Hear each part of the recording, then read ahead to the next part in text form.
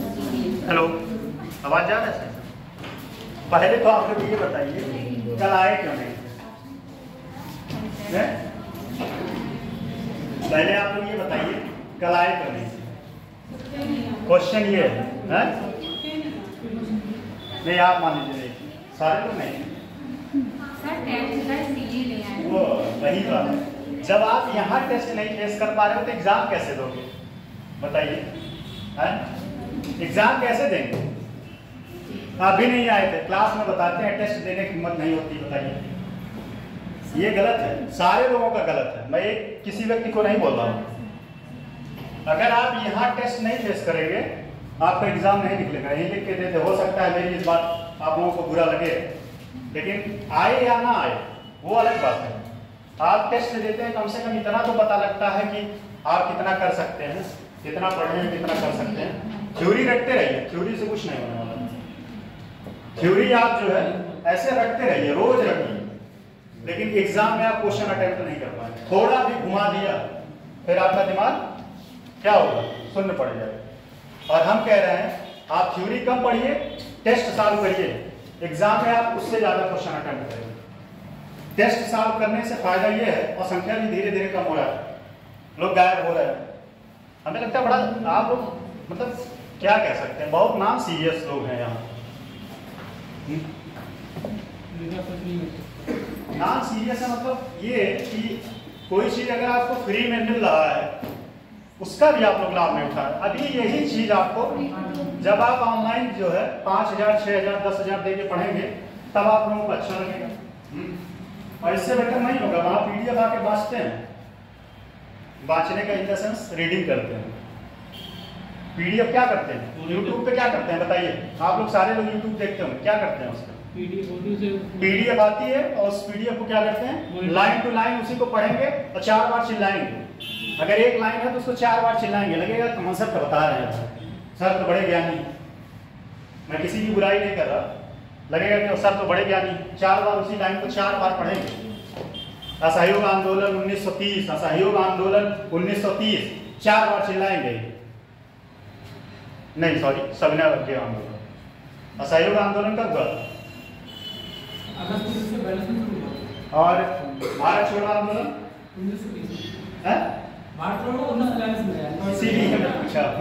इसीलिए पूछा।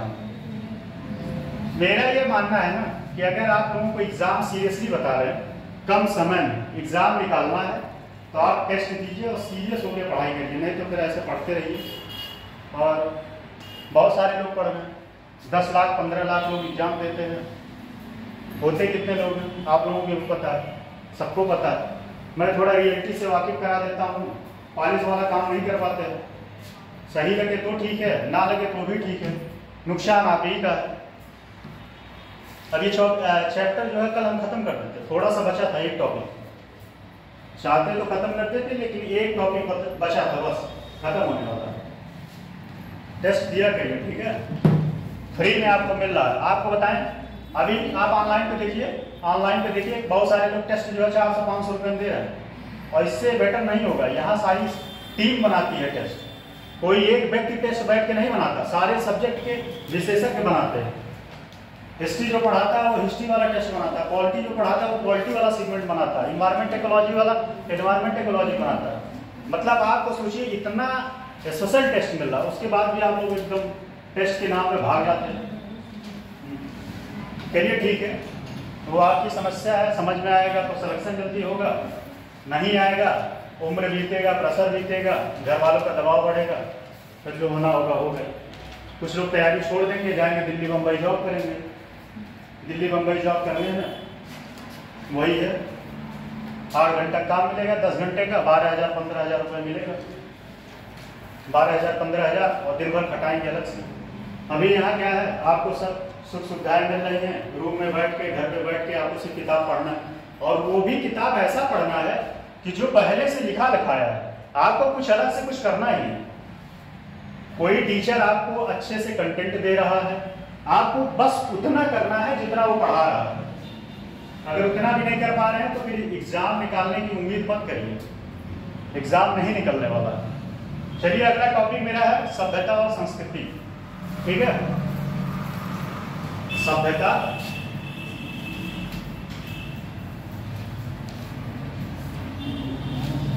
लेकिन टेस्ट दिया करिए आप। क्या हुआ? तो पेज छोड़ दो तो कल आए नहीं। आज पेज छोड़। सभ्यता, सभ्यता और संस्कृति।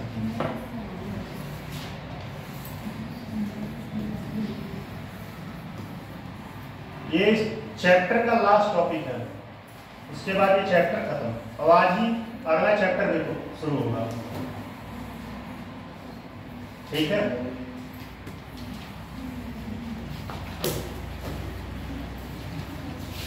कोई लोग बताएंगे सभ्यता क्या होता है? बताइए, जो भी थोड़ा बहुत आता हो। सभ्यता क्या होता है?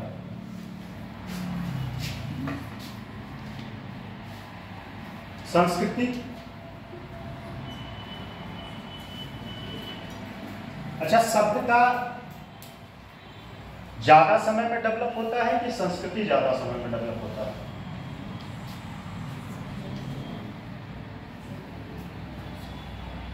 आप भोजन करते हैं?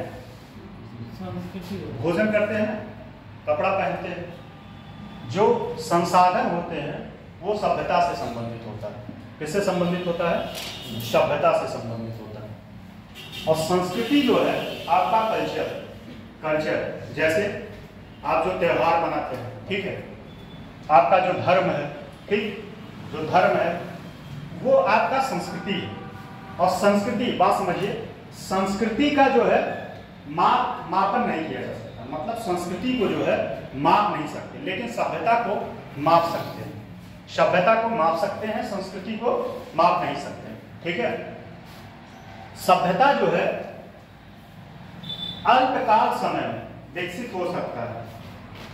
अल्पकाल समय में सभ्यता जो है विकसित हो सकता है, लेकिन संस्कृति विकसित होने के लिए दीर्घकाल का समय होना चाहिए, ज्यादा समय होना चाहिए। क्या होना चाहिए? ज्यादा समय होना चाहिए, ठीक। टॉपिक का नाम है सभ्यता और संस्कृति, ठीक है? और इसके पहले आपको बता दें, इसके पहले खत्म हो गया, अब ये लास्ट टॉपिक है। क्या, अच्छा बताइए, जितना बताए हैं, जितना लिखवाए हैं, उसमें आप लोग कितना रिवीजन किए हैं? कोई लोग बताए है? हम ऐसे टेस्ट नहीं लेंगे कि हम ऐसे पहले एकदम बता देंगे कि चलिए आज टेस्ट है, एक एक बार ऐसे रैंडमली जो है क्वेश्चन देंगे, वहीं लिखना पड़ेगा। और विद इन टाइम 10 मिनट से ज़्यादा नहीं, 10 मिनट तब भी ज़्यादा, एक क्वेश्चन पे 8 मिनट मिलता है। तो यही लिखवाएंगे और यही आप लोगों का कॉपी चेक करेंगे, देखेंगे कौन कितना अच्छा लिख लेता है।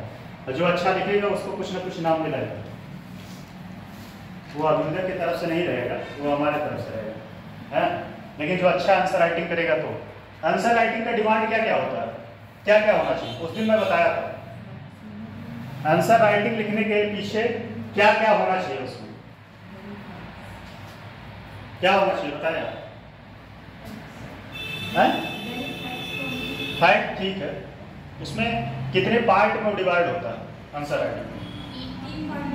जैसे उसके बाद बॉडी और कंक्लूजन और सुझाव। कुछ क्वेश्चन पे आपको सुझाव भी देना पड़ता है, सारे पे नहीं, लेकिन कुछ क्वेश्चन पे आपको सुझाव भी देना पड़ता है, जैसा क्वेश्चन का डिमांड हो, ठीक है? जैसा क्वेश्चन का डिमांड हो उसके अकॉर्डिंग आपको जो है क्या करना पड़ता है, सुझाव भी देना पड़ता है, ठीक है? सभ्यता और संस्कृति में थोड़ा अंतर समझे कि नहीं आप लोग? सभ्यता क्या होता है? सभ्यता अल्पकाल में विकसित हो सकता है, जैसे, और एक बात और समझा दें, सभ्यता जो है सुख सुविधाओं पे डिपेंड करता है। जैसे अब इस समय एक सभ्यता, एक मतलब लेटेस्ट अगर जोड़ सकते हैं आप, तो ये भी एक देखा जाता है कि जैसे इस समय एप्पल का फोन लेके चल रहे हैं, ये भी एक स्टेटस हो गया, ये एक अलग ही इलीट वर्ग लोगों का हो गया। वैसे इलीट वर्ग नहीं है, एप्पल का फोन तो हर कोई लेके चल सकता है? बस पैसा होना चाहिए 2 लाख रुपए, 2 लाख रुपए जेब में, 2 लाख नहीं 1.5 लाख होना चाहिए, बाकी आप जो है एप्पल का फोन लेकिन एक स्टेटस सिंबल बन गया। क्या हो गया है? एक स्टेटस सिंबल बन गया। जैसे आप मान लीजिए कोई कपड़े पहनते हैं, ब्रांड रहता है तो एक स्टेटस सिंबल होता है, आप ऐसे उठा के बहुत सारे ब्रांड में जाते हैं। तो वो एक स्टेटस सिंबल डिपेंड करता है। लेकिन संस्कृति जो है ये दीर्घ काल में विकसित होता है। जैसे इसका एक और ज्योग्राफी से आपको रिलेट करके बताएं, जैसे मिट्टी का निर्माण कब होता है? मिट्टी का निर्माण जानते हो आप लोग कितने सालों में होता है? बहुत दीर्घ काल में। मिट्टी बनने में हजारों साल लगते हैं, अपक्षय अपरदन के द्वारा। बताइए, ज्योग्राफी में पढ़ाए होंगे सर, मिट्टी बनना ज्योग्राफी में पढ़ाए होंगे, अपक्षय और अपरदन। इसीलिए वो अलग कॉन्सेप्ट है। संस्कृति, चलिए लिखिए तब थोड़ा। और इससे रिलेटेड आपको क्वेश्चन याद बता देंगे, इस टॉपिक से रिलेटेड कितने क्वेश्चन बन सकते हैं, ठीक है? चलिए लिखिए। उत्तर प्रदेश की सभ्यता एवं संस्कृति। उत्तर प्रदेश की सभ्यता एवं संस्कृति।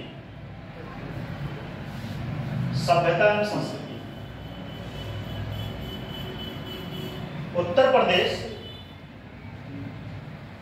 विभिन्न कलाओं एवं संस्कृतियों का केंद्र है। कलाओं एवं संस्कृतियों का केंद्र है।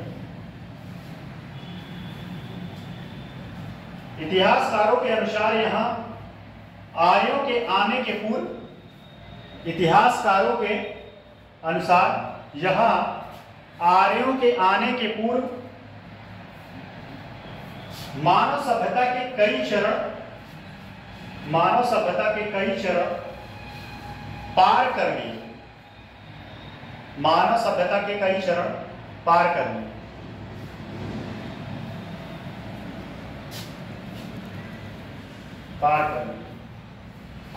समय के साथ आज मानव अपने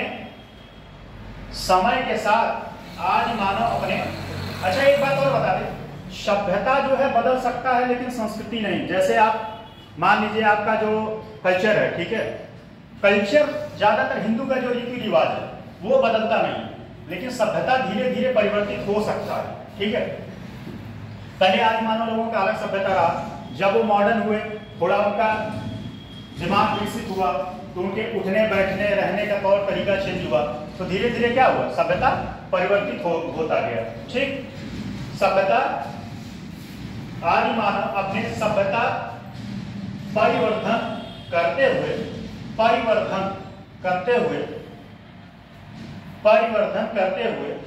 वह सभ्य सभ्यता की ओर परिवर्धन, समय के साथ आदि मानव अपने सभ्यता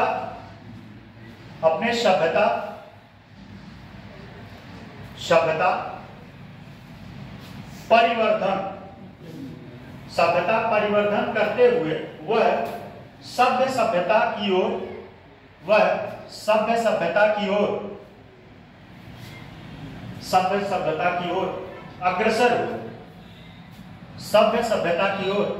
अग्रसर हो। पैराग्राफ चेंज करके लिए, वास्तव में कहा जा सकता है कि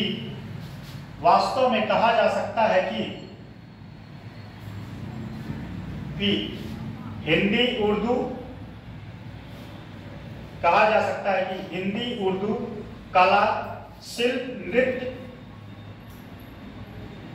नृत्य साहित्य संगीत आदि ने प्राचीन काल से ही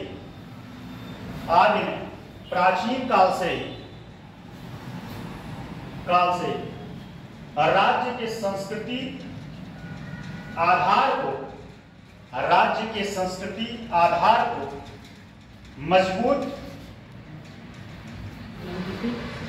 संस्कृति आधार को मजबूत बनाकर भारतीय संस्कृति को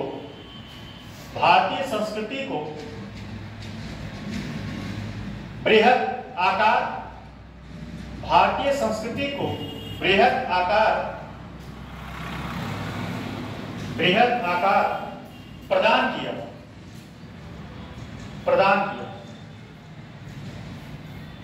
उत्तर प्रदेश विभिन्न संस्कृतियों का मिलाप है। कौन से संस्कृति कहा जाता है उत्तर प्रदेश को? ये जब एंशिएंट लिखवाया तो वहां बताया था कौन सी संस्कृति कहा जाता है? बताइए, आप लोग बताइए, आप बताएं कौन सी संस्कृति कहा जाता है? उत्तर प्रदेश, गंगा जमुना तहजीब या गंगा जमुना संस्कृति। ठीक, ये एंशिएंट में लिखाए थे। गंगा जमुना क्या होता है? ये आर्य संस्कृति का भाग है। हाँ हाँ, आर्य संस्कृति, लेकिन आर्य संस्कृति पूरा होलिस्टिक लेवल पे है। होलिस्टिक लेवल पे, यहाँ स्पेसिफिक लेवल पे बात की जा रही है, मतलब सिर्फ यूपी का। तो यूपी को गंगा जमुना तहजीब संस्कृति बोलते हैं। हाँ लिखिए, जहाँ कितना लिखे बताइए? मिलाप है। जहाँ धर्म परिधान भाषा बोली, धर्म परिधान भाषा बोली, कला शिल्प व्यंजन मेले, कला शिल्प व्यंजन मेले, त्योहारों संस्कृति आदि, त्योहारों संस्कृति आदि की विविधता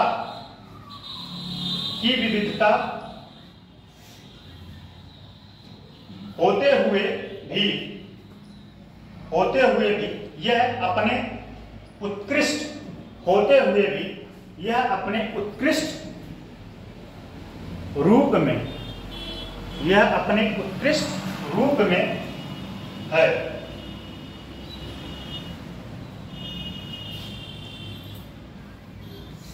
अब लिखिए, हेडिंग लिखिए, बीच में लिखिएगा, मैं बता रहा हूं।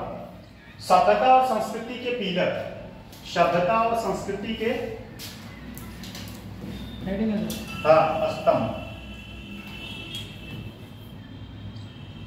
स्तंभ, सभ्यता और संस्कृति के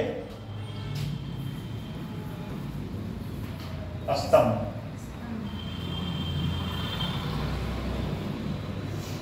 स्तंभ इसमें लिखिएगा, पहला लिखिए उत्तर प्रदेश, ऐसे ऐसे पहले रुकिए,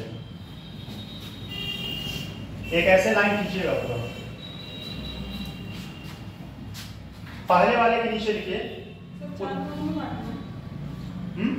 4 में नहीं बांटना, 6 में बांटना। 6 पहले वाले लिखिए,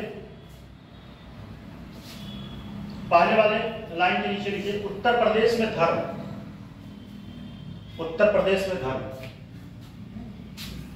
उत्तर प्रदेश में धर्म। ठीक, इसके नीचे लिखिए, इसके नीचे लिखिए एरो लगा के, हिंदू धर्म, हिंदू धर्म 79.73%, 79.73%, मुस्लिम धर्म 19.26, 19.26%, बौद्ध ईसाई, और उसके बाद देख लीजिएगा बौद्ध ईसाई का परसेंटेज बहुत नॉमिनल लेवल पे है। सबसे कम धर्म कौन है? 19.26। अच्छा, उत्तर प्रदेश में सबसे उत्तर प्रदेश में सबसे कम धर्म अनुयायी कौन है? जैन। और सबसे शिक्षित आप लोग बताएं, सबसे शिक्षित आप बताएं। हाँ, जैन लोग। सबसे शिक्षित वर्ग कौन सा है? जैन। इसीलिए उनकी जो है संख्या भी कम है। अच्छा, ये एक ड्रॉबैक है। ड्रॉबैक मतलब क्या है?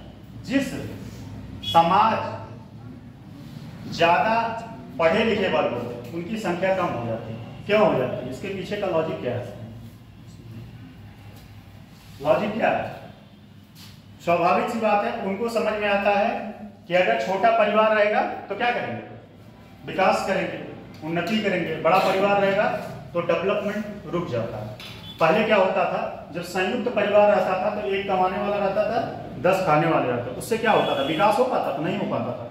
क्या होता था, बस वही चावल दाल रोटी सब्जी खा लें और बाकी एक्स्ट्रा काम नहीं हो पाता था। जब से लोग सेपरेट रहना शुरू कर दिए अलग अलग, तब से देखिए विकास होना बहुत तेजी के साथ होने लगा।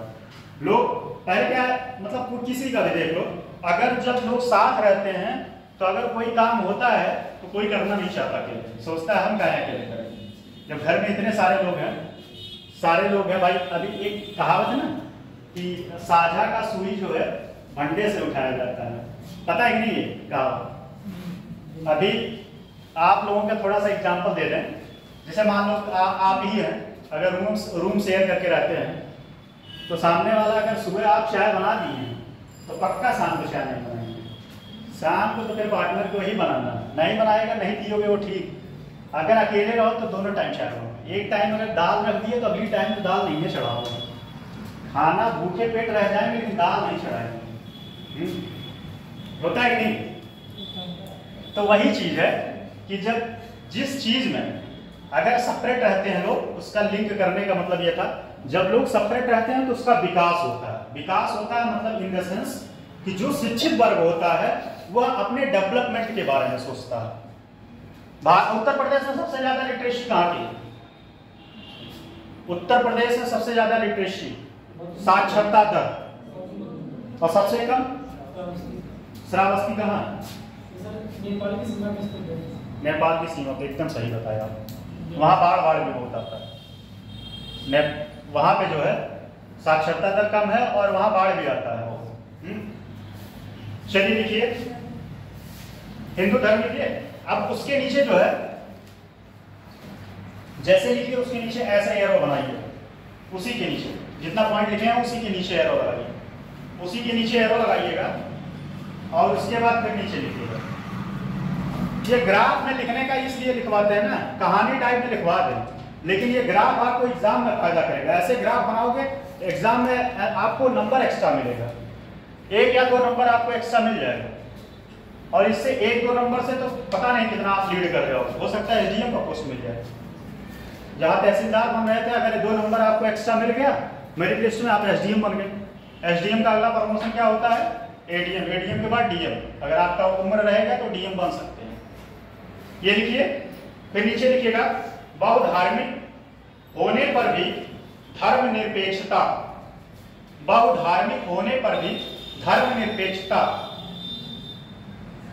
बहुधार्मिक होने पर भी धर्मनिरपेक्षता।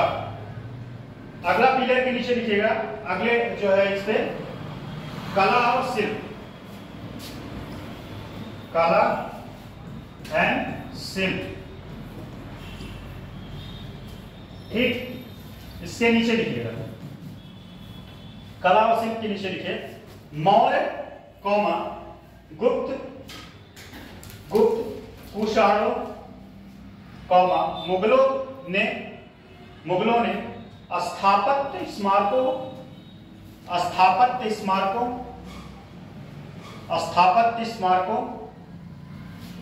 कला शिल्प,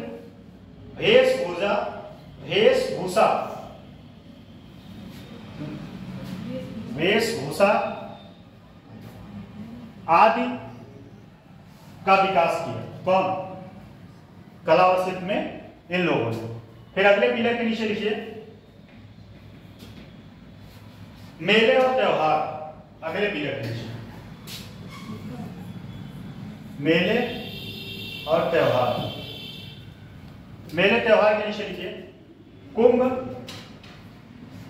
नौचंडी।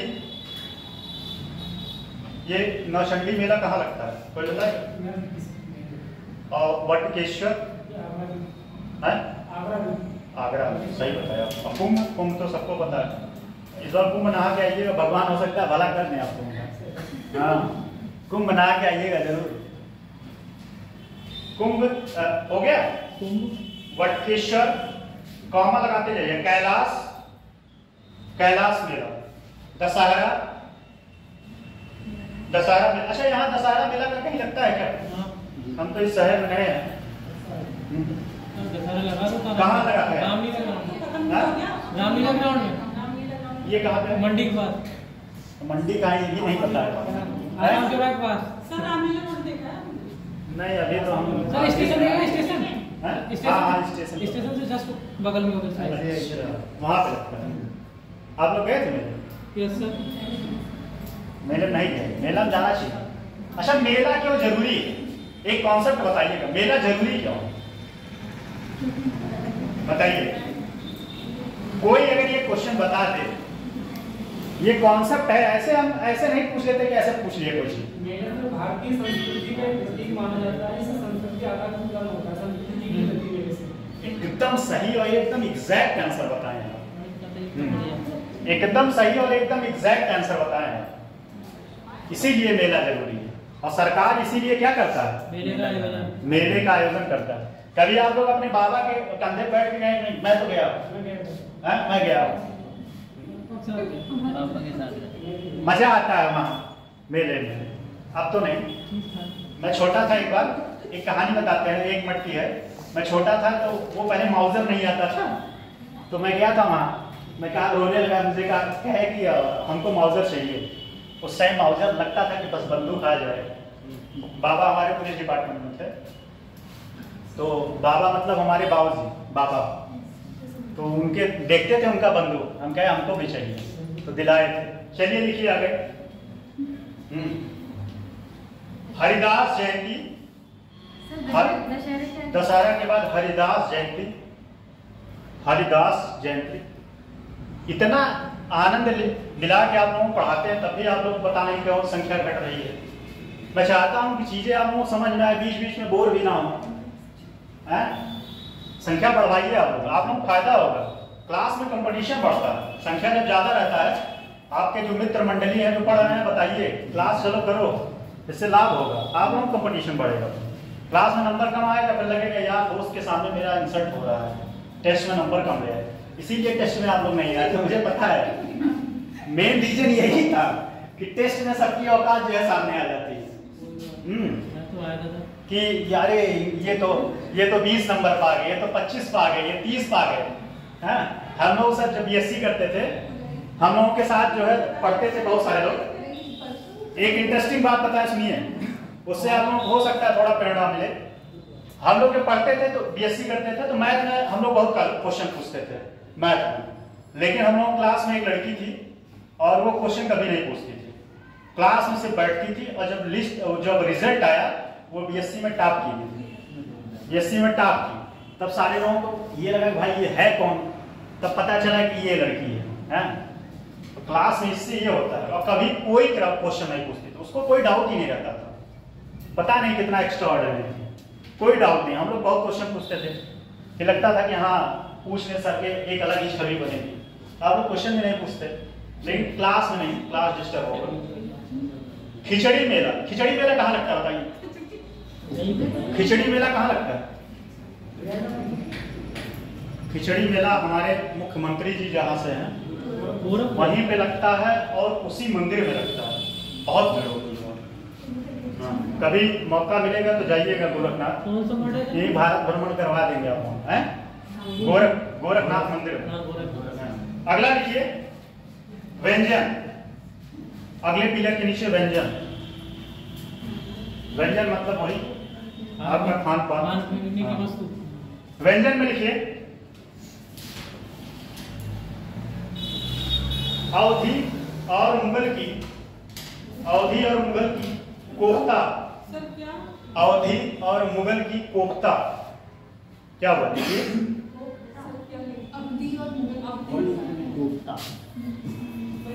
अवधि और मुगल की कोफ्ता। कोफ्ता खाए हो नहीं आप? किससे बनता है? खाए और भी चीज से बनता है, लौकी से ही नहीं बनता। तब आप लोग खाना नहीं बनाने आता, सीखो पहले। कोफ्ता जो है लौकी से नहीं बनता है, लौकी से बनता है, केले भी बनता है और उसके बाद कटहल का बनता है। चलिए कोफ्ता, बिरयानी, बिरयानी, बिरयानी, खीर, खीर, आगरा का पेठा आदि। ये व्यंजन में है। आगरा का पेठा आदि। संगीत और नृत्य, अगला लिखिएगा फिर, संगीत और नृत्य। संगीत, संगीत और नृत्य। संगीत और नृत्य के नीचे लिखिए कथक, चारकुला, कथक, चारकुला, चारकुला, ख्याल, राई, ख्याल, ख्याल, आधा ख्याल, ख्याल, ख्याल, राई, राई, राई, नटवरी, कॉमा करते जाइएगा, नटवरी, सेरा, आदि, आदि। लोकगीत में लिख लीजिए सेरा, सेरा, सेरा मूवी देखे हैं, सेरा, आदि। फिर अगला है लोकगीत, उसी में है लोकगीत, उसी में, हाँ नीचे। लोकगीत में क्या है, कजरी। कजरी कहाँ गाया जाता है, कोई बताएगा? मिर्जापुर, एकदम सही। कजरी, बिरहा। आप टेस्ट दिया करिए, आपका क्या नाम है? सतपाल, क्या नाम था? कृष्णपाल। टेस्ट दिया करो यार, टेस्ट देने से ना आपको समझ में आएगा। जिसको भी टेस्ट देना चाहिए। आप लोग पता नहीं क्या है, नहीं आएगा क्या हो जाएगा। मैं पहले दिन यही बताया था ना, इज्जत लेके ना मत घूमो, इज्जत लेके घूमोगे जिंदगी भर घूमना पड़ेगा। इज्जत लेके घूमेंगे जिंदगी भर घूमना पड़ेगा, और बेइज्जत होके घूमेंगे तो 4 लोग पीछे आपके घूमेंगे। अभी आप डिसाइड करो, यहाँ इज्जत बनाना चाहते हो कि बाहर समाज में? कजरी, बिरहा, कजरी, उसके बाद बिरहा, कर्मा, आल्हा। आल्हा कहाँ गाया जाता है? आल्हा किसके ऊपर? चंदेल शासक मूर्ति लिखवाए थे, उनके सेनापति थे, उन्हीं के आल्हा रुद्र। चलिए, आल्हा रुद्र का प्रशंसा वो किया था, क्या नाम है, बाबर तक किया था आल्हा रुद्र का प्रशंसा।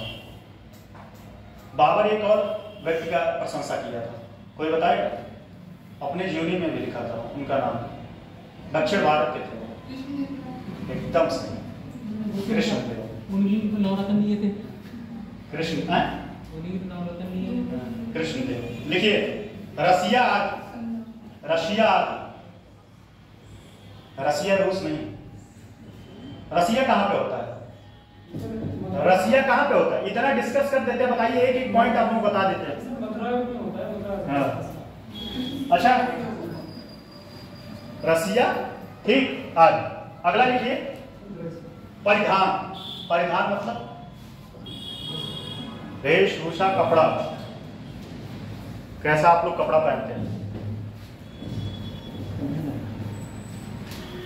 कुर्ता धोती, कुर्ता धोती, लेकिन सही बात तो यह है कि कोई पहनता नहीं है। कुर्ता धोती, पायजामा, कामा करते जाइए, कुर्ता धोती, पायजामा, पायजामा। महिलाओं का लिख लीजिए सलवार, कमीज, साड़ी आदि, सलवार, कमीज, साड़ी आदि। निष्कर्ष लिखिएगा, निष्कर्ष, निष्कर्ष लिखिए उत्तर प्रदेश, निष्कर्ष उत्तर प्रदेश विभिन्न धर्म एवं संस्कृतियों में, उत्तर प्रदेश के विभिन्न धर्म एवं संस्कृतियों में भिन्नता होते हुए भी, भिन्नता होते हुए भी यहां लोगों के अंदर भाईचारे का भाव आपस में है। यह दिखाता है कि उत्तर प्रदेश एक बृहद धार्मिक राज्य है। यह दिखाता है कि उत्तर प्रदेश एक बृहद धार्मिक राज्य है। कला और संस्कृति में अंतर लिखिए। रुक जाइए एक मिनट। हो गया। देखिए कला और संस्कृति में अंतर तो यहाँ पे थोड़ा सा डिफरेंस हो रहा है। आपने बोला था भिन्नता होती है, यहाँ पे लोग भाईचारे का अभाव है। भाव ये दिखाता है कि यहाँ पे सहिष्णुता होनी चाहिए। धार्मिक होगा तो नहीं लिखा है तो पूरा सहिष्णुता नहीं। दिखाता है कि उत्तर प्रदेश के एक बृहद धार्मिक राज्य है। बृहद, उत्तर प्रदेश एक बृहद धार्मिक राज्य है। बृहद मतलब बड़े स्तर पे, सारे धर्मों का आपस में क्या है, सामंजस्य है। सामंजस्य, कोई किसी धर्म का अपोज नहीं करता, विरोध नहीं करता है। लिखिए अगला टॉपिक, अगला टॉपिक लिखिए, सभ्यता और संस्कृति में अंतर। सभ्यता और संस्कृति में अंतर, ये यूपीएससी में भी क्वेश्चन आया है। सभ्यता और संस्कृति में अंतर, difference between civilisation and culture. कौन लिख लेगा इसके लिए? कौन लिख लेगा? कौन कौन स्पेलिंग लिखेगा? डिफरेंस बिटवीन सिविलाइजेशन और क्या था, कल्चर। चलिए लिखिए आगे, कोई भी समाज सभ्य समाज तब कहलाता है जब सभ्यता और संस्कृति में सामंजस्य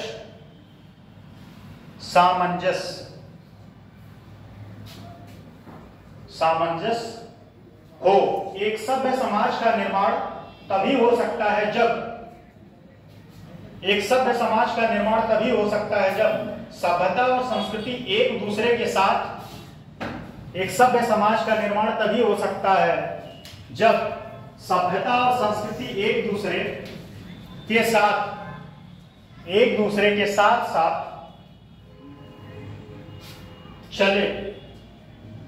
वर्तमान समय में एक दूसरे के साथ चले। वर्तमान समय में मनुष्य अपने सुख के लिए प्रकृति का दोहन कर रहे हैं, जिससे कई संस्कृतियों के विलुप्त होने का खतरा हो रहा है।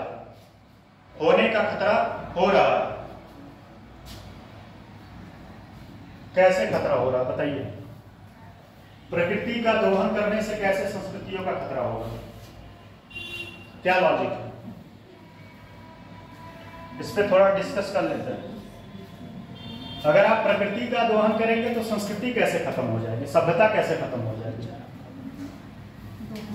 जैसे अगर वनों की कटाई होना शुरू हो जाए, वन में जो आदिवासी रहते हैं उनका क्या होगा, पलायन होगा।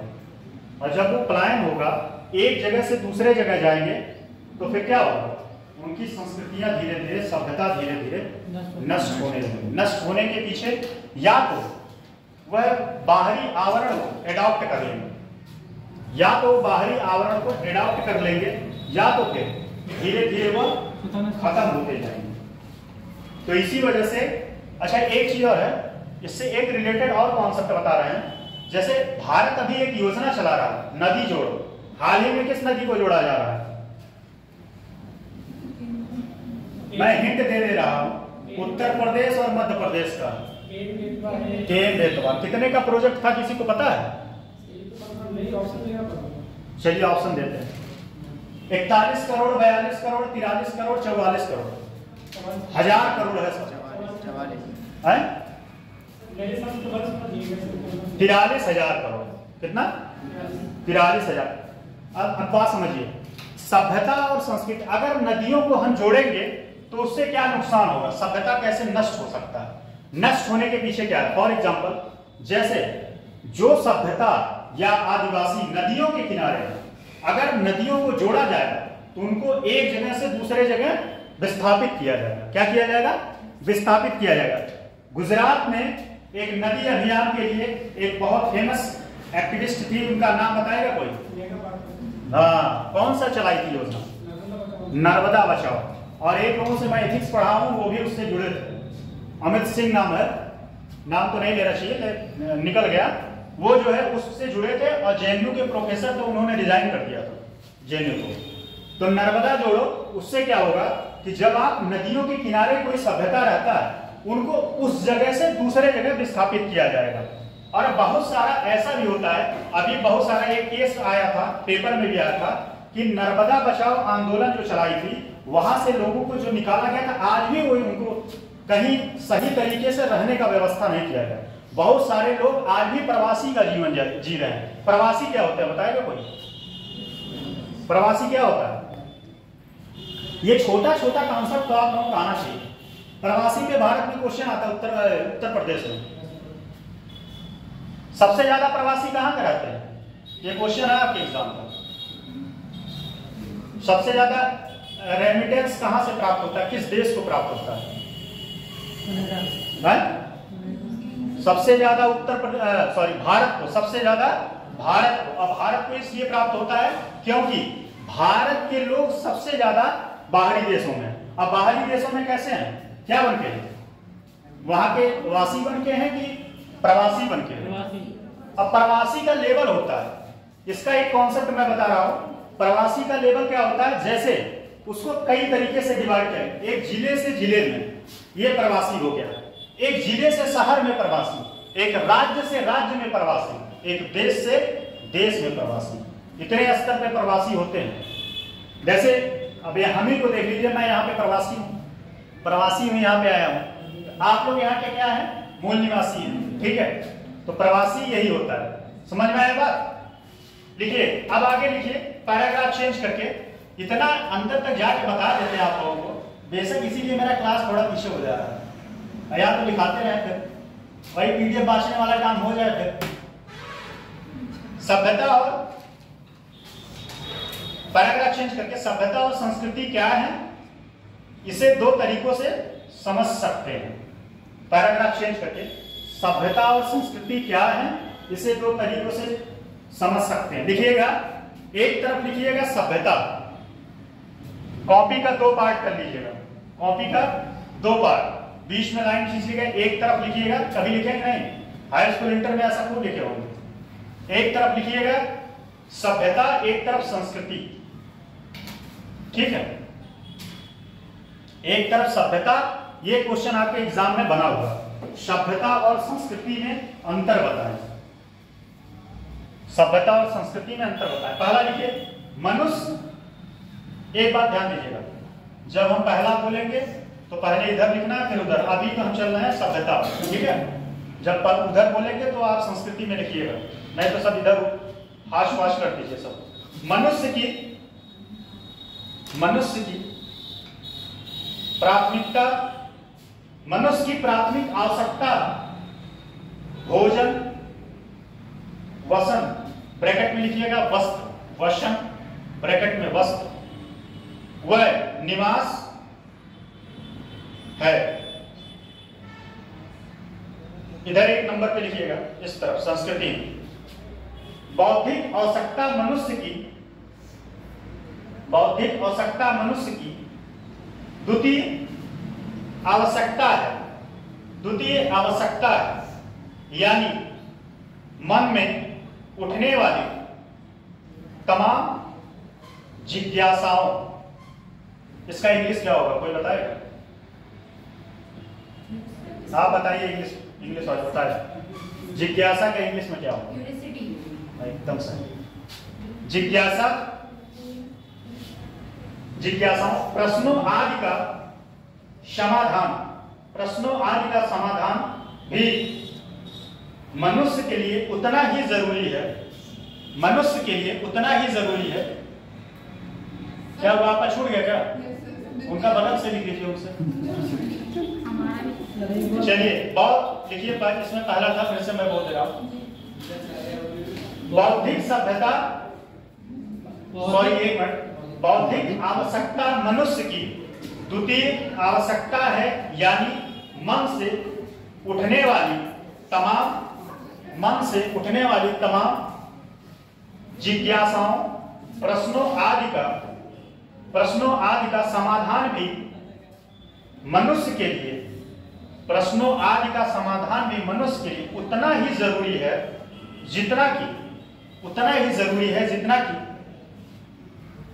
जितना कि भौतिक आवश्यकता,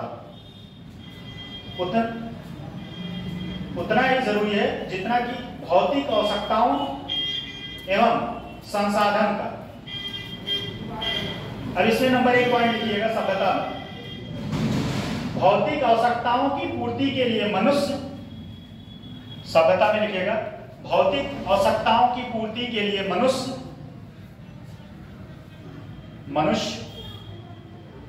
प्रकृति का अन्वेषण का इंग्लिश में जानते हैं क्या होता है? इनोवेशन, अन्वेषण, प्रकृति का अन्वेषण मतलब प्रकृति के साथ छेड़छाड़। प्रकृति के साथ छेड़छाड़ में एग्जाम्पल, जैसे आप लोग एसी लगाते हैं, ये प्रकृति के साथ छेड़छाड़। अच्छा, एसी से कौन सा गैस निकलता है? कौन सा गैस निकलता है? क्लोरो। कौन से कन्वेंशन में इसको रोका गया था? ये इन्वायरमेंट में पढ़ाया गया होगा। कौन सा सम्मेलन था? एनवायरमेंट इकोलॉजी में अभी यही पढ़ाया जा रहा है, लेकिन बात हो रहा था सर। अच्छा, मॉन्ट्रियल प्रोटोकॉल का हुआ था। चलिए रिवीजन करते रहिए, ठीक है।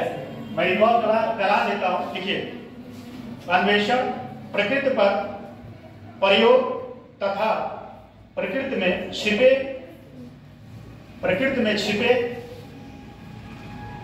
अपार संसाधनों का दोहन करता है।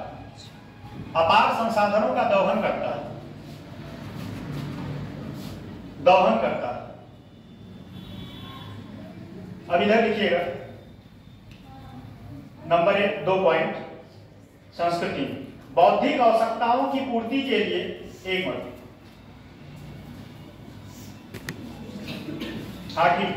बौद्धिक आवश्यकताओं की पूर्ति के लिए मनुष्य प्रकृति में छिपे आवश्यकताओं की पूर्ति के लिए मनुष्य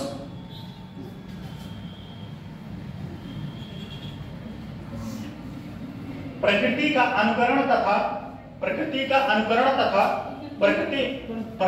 अनुकरण लिखिएगा, छिपे काट दीजिएगा। प्रकृति का अनुकरण तथा अनुकरण मतलब फॉलो करना, ठीक है। आप किसी व्यक्ति को फॉलो करते हैं, आपके आइडियल कौन है? हर व्यक्ति का कोई ना कोई आइडियल होगा। आपका क्या, कौन सा आइडियल? आपका क्या आइडियल? आपके कौन आइडियल है बताइए? कोई नहीं आपके? अच्छा, बहुत अच्छी बात। एक आइडियल बनाओ, ठीक है। आइडियल होना चाहिए, उनसे इंस्पिरेशन मिलता है। हमारे आइडियल गांधी जी। मैं पहले गांधी जी के बारे में जब नहीं जानता था तो इधर उधर की बातें, लेकिन जब मैं गांधी जी को पढ़ा, गांधी जी का एक बुक है सत्य के साथ मेरे प्रयोग, पढ़िएगा उसको। गांधी जी जैसा व्यक्ति शायद ही इस पृथ्वी पे दोबारा कभी आए। मेरा उनके बारे में पहले परसेप्शन बड़ा गलत हुआ करता था, लेकिन जब मैं पढ़ा सत्य के साथ मेरे प्रयोग, तब समझ में आया कि गांधी जी व्यक्ति नहीं, एक विचारधारा, एक युग थे अपने आप में। लिख लिए? कहां तक? छिपे रहस्यों का लगातार, प्रकृति में छिपे रहस्यों का लगातार अनुकरण तथा, यही छिपे बोले तो तथा प्रकृति में छिपे रहस्यों का लगातार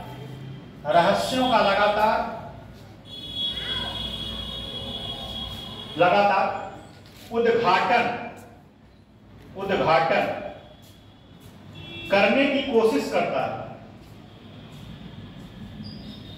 अगला इसमें पॉइंट लिखिएगा, तीसरा पॉइंट, सभ्यता में। यह प्रत्यक्ष रूप से सभ्यता में यह प्रत्यक्ष रूप से उपयोगी क्रियाकलाप, यह प्रत्यक्ष रूप से उपयोगी क्रियाकलाप। प्रत्यक्ष रूप से मतलब जो भी चीजें आप यूज करते हैं वह दिखाई देता है। आप एसी यूज कर रहे हैं, दिखाई दे रहा है। आप वॉशिंग मशीन यूज कर रहे हैं, दिखाई दे रहा है। ठीक है, तो प्रत्यक्ष का कहने का मतलब है। इसमें लिखिएगा तीसरा पॉइंट, यह परोक्ष रूप से, उसमें प्रत्यक्ष हो गया, यहाँ परोक्ष। परोक्ष मतलब क्या होता है? हिडन। हिडन मतलब वो दिखता नहीं। हाँ,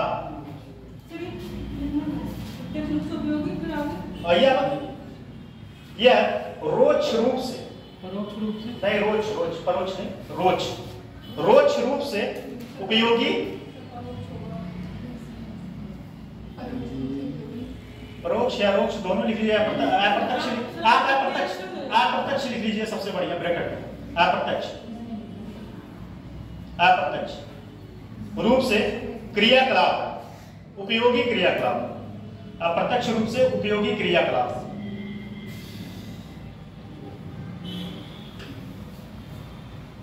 अगला पॉइंट लिखिएगा, इसमें पांचवा पॉइंट, पांचवा था क्या था? चौथा। हाँ लिखिएगा, सभ्यता वाला लिखिए। सभ्यता के तमाम क्रियाकलापों जैसे, सभ्यता के तमाम क्रियाकलापों जैसे भोजन आदि का संबंध, भोजन आदि का संबंध उपयोगिता से, इसमें लिखिएगा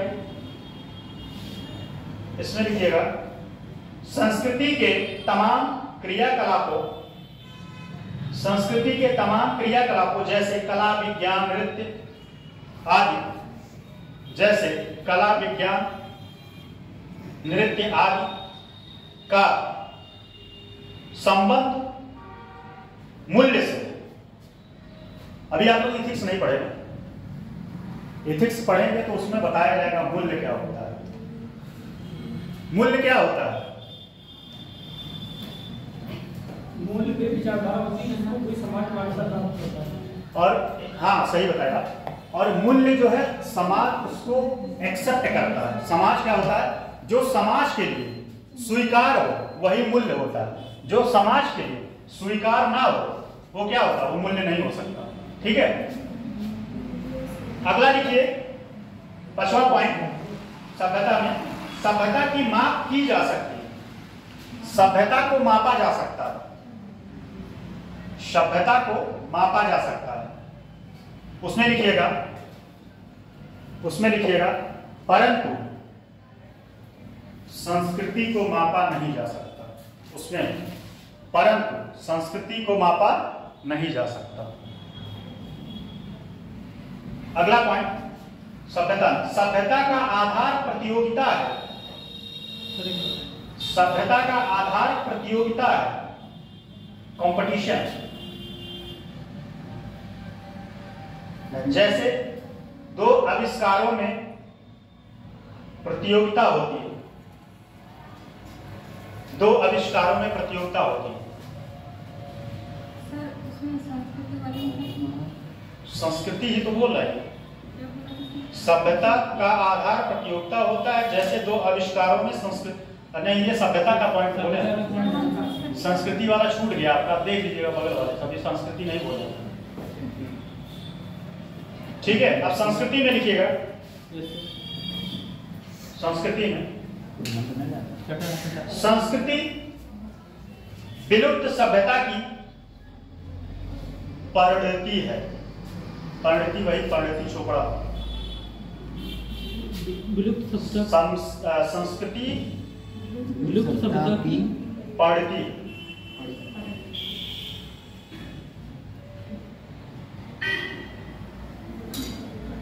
अगला लिखिएगा, एक पॉइंट, कितना पॉइंट हो गया?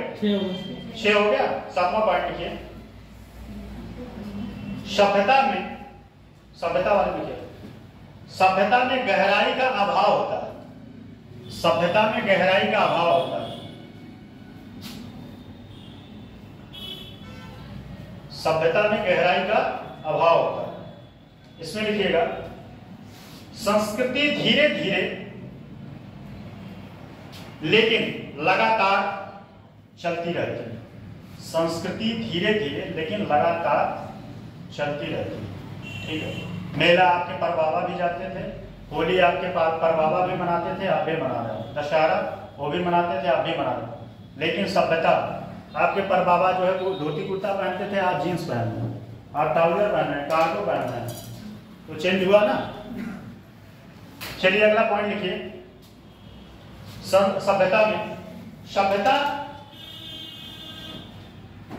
मिटाया या मिट, सभ्यता मिटाई जा सकती है या मिट सकती है। हाँ, सभ्यता मिटाया या मिटाई जा सकती है, इसलिए सभ्यता संसाधन, इसलिए सभ्यता संसाधन। जैसे आप प्रकृति का पूरा दोहन कर लेंगे, सभ्यता खत्म। संस्कृति उसका अपोजिट लिख लीजिए। अच्छा ये बताइए, ये पॉइंट अगर अपने से लिखना होगा तो कैसे लिखेंगे आप लोग, बताइए। इसी पॉइंट को संस्कृति में लिखना होगा तो कैसे लिखेंगे? संस्कृति को मिटाई नहीं जा सकती, और यह सतत चलने वाला, क्या है? यह सतत चलने वाला, ठीक। चलिए क्वेश्चन लिखिए। अब खत्म चैप्टर खत्म। जितना टॉपिक मैं लिखवाया था सारा टॉपिक कंप्लीट हो गया। आप क्वेश्चन लिखिए और कल लिख के ले आना, जाने तो कल तो पूरा क्लास खाली हो जाएगा। पता चलेगा क्वेश्चन के नाम पे कि सर क्वेश्चन दे दिए, रहने दो, नहीं लाएंगे आज। नहीं, क्वेश्चन लिख लीजिए, लाइएगा चाहे ना लिख के लाइएगा। मैं क्वेश्चन लिखवा दे रहा हूँ। लिखिए पहला क्वेश्चन। उत्तर प्रदेश में, क्वेश्चन जितना टॉपिक बताए हैं सब उसी से रिलेटेड है। उत्तर प्रदेश में हड़प्पा सभ्यता से संबंधित, पहला क्वेश्चन, उत्तर प्रदेश में, इस क्वेश्चन पे खुद भी अपना अकेले प्रैक्टिस करिएगा, मत लाइएगा, मत दिखाइएगा, जिसका मन करेगा वो दिखा सकता है, कोई बर्डन नहीं है, ठीक है। यूपी में उत्तर प्रदेश में हड़प्पा सभ्यता से संबंधित पूरा स्थलों की पहचान कीजिए, पूरा स्थलों की पहचान कीजिए। लिखवाया कि नहीं? अब जो नहीं आया होगा उसको नहीं पता होगा। 125 वर्ड में लिखना है या 150 कर सकते हैं, ज्यादा रहे कम ना रहे। 125 से 150 वर्ड।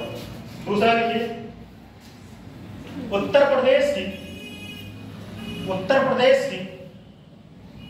मध्य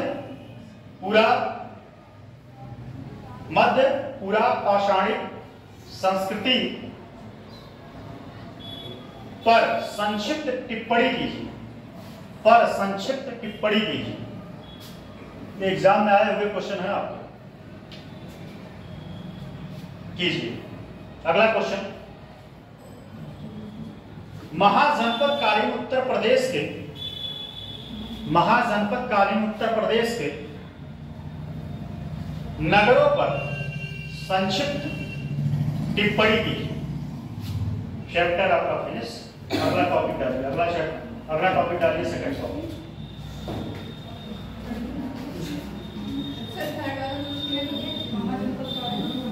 लिख लीजिए, महाजनपदकालीन उत्तर प्रदेश के नगरों पर, महाजनपदकालीन उत्तर प्रदेश के नगरों पर संक्षिप्त टिप्पणी कीजिए, संक्षिप्त टिप्पणी कीजिए। चलिए हेडिंग लिखिए। अगला चैप्टर का नाम,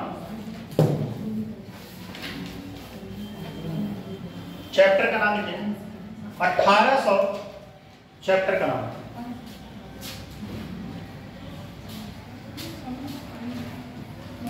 1800, देखिए 1857 के क्रांति, 1857 के पूर्व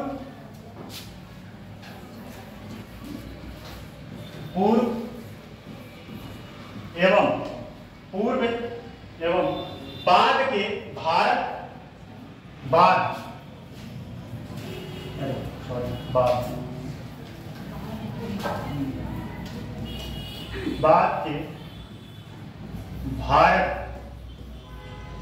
के भारत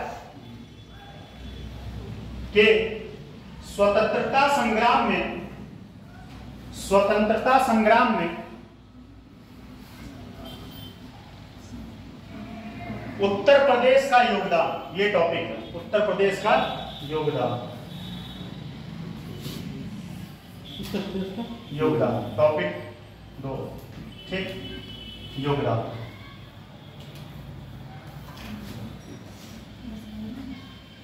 चलिए थोड़ा इस पर डिस्कस कर लेते हैं, ठीक।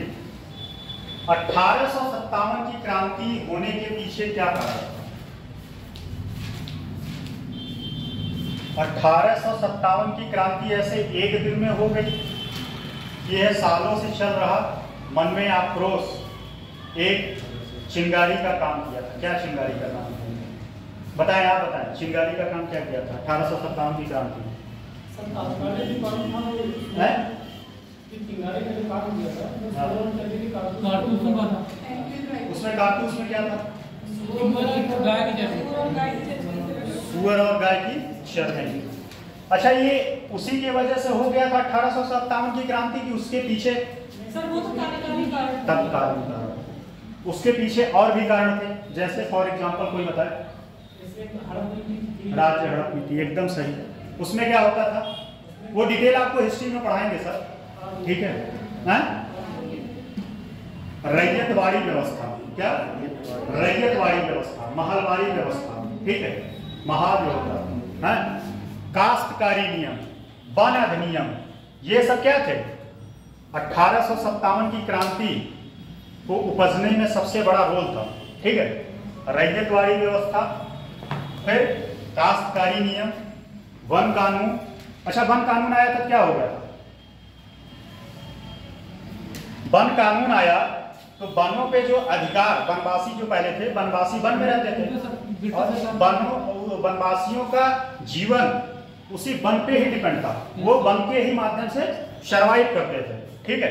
लेकिन उनको क्या हुआ, उस पर रोक लगा दिया गया कि आप वन में नहीं जा सकते और वनों का दोहन नहीं कर सकते। हुआ क्या, वो क्या रहा था कि जैसे ये लोग वनवासी थे, ठीक है, वो लैंड का क्या कर रहे थे? लैंड जैसे एक झूम कृषि होता है, झूम कृषि पता है किसी को? क्या होता है? वनों को काट कर खेत बनाते हैं। तो आदिवासी यही कर रहे थे, वो क्या कर रहे थे? वनों को काट के क्या करते थे? वहां खेती करते थे। अब वो वन को काटते थे, उसके जो पत्ते उत्ते रहते थे उसी जमीन पे वो क्या करते थे? उसको जला देते थे और जलाने से उससे उर्वरक बन जाता था और उर्वरक बनने के बाद वहां पे वो खेती करते थे। धीरे धीरे वन का विनाश होने लगा और वनों के साथ दोहन भी कर रहे थे, बहुत ज्यादा मात्रा में नहीं लेकिन थोड़ा बहुत। अंग्रेजों ने कानून बना दिया कि अब वनों में प्रवेश वर्जित होगा कुछ ही एरिया में। आज भी भारत में कौन सा ऐसा रिजर्व सेंटर है जहां पे आप अंदर तक नहीं जा सकते? उसको पार्ट में डिवाइड किया गया है, कोर एरिया, एकदम सही, कोर एरिया में। अच्छा ये बताइए, इन्वेंशन किसमें किया जा सकता है? खोज कितने पार्ट में डिवाइड, आप बताएं? अभी पढ़ाई भी नहीं सर, वो रिवीजन करते ही नहीं आप लोग, तो कैसे याद रहे? समस्या तो इस बात की, रिवीजन तो करते नहीं, रिवीजन नहीं करेंगे। अच्छा, टाइम नहीं मिलता कि पढ़ने का मन नहीं करता? बताइए, आप तो मान लीजिए रिवीजन करते हैं, आपसे एक क्वेश्चन नहीं कर सकते हम, लेकिन आप भी ये क्वेश्चन नहीं बताए कौन से ऐसे एरिया में जो है इन्वेंशन किया जाता है, खोज, वहां आप जो है शोध कर सकते हैं। अच्छा ये बताइए, इन सीटू एक्स सीटू जानते हो आप? क्या होता है एक्स सीटू? क्या होता है? वो तो हमें भी पता है, इतना तो हम इतने गवाह नहीं है कि वो मुझे नहीं पता। एक लोग बताए, कोई बताए? चलिए आप बोली थी पहले, आप ही मौका देते हैं। एक्स सीटू क्या होता है?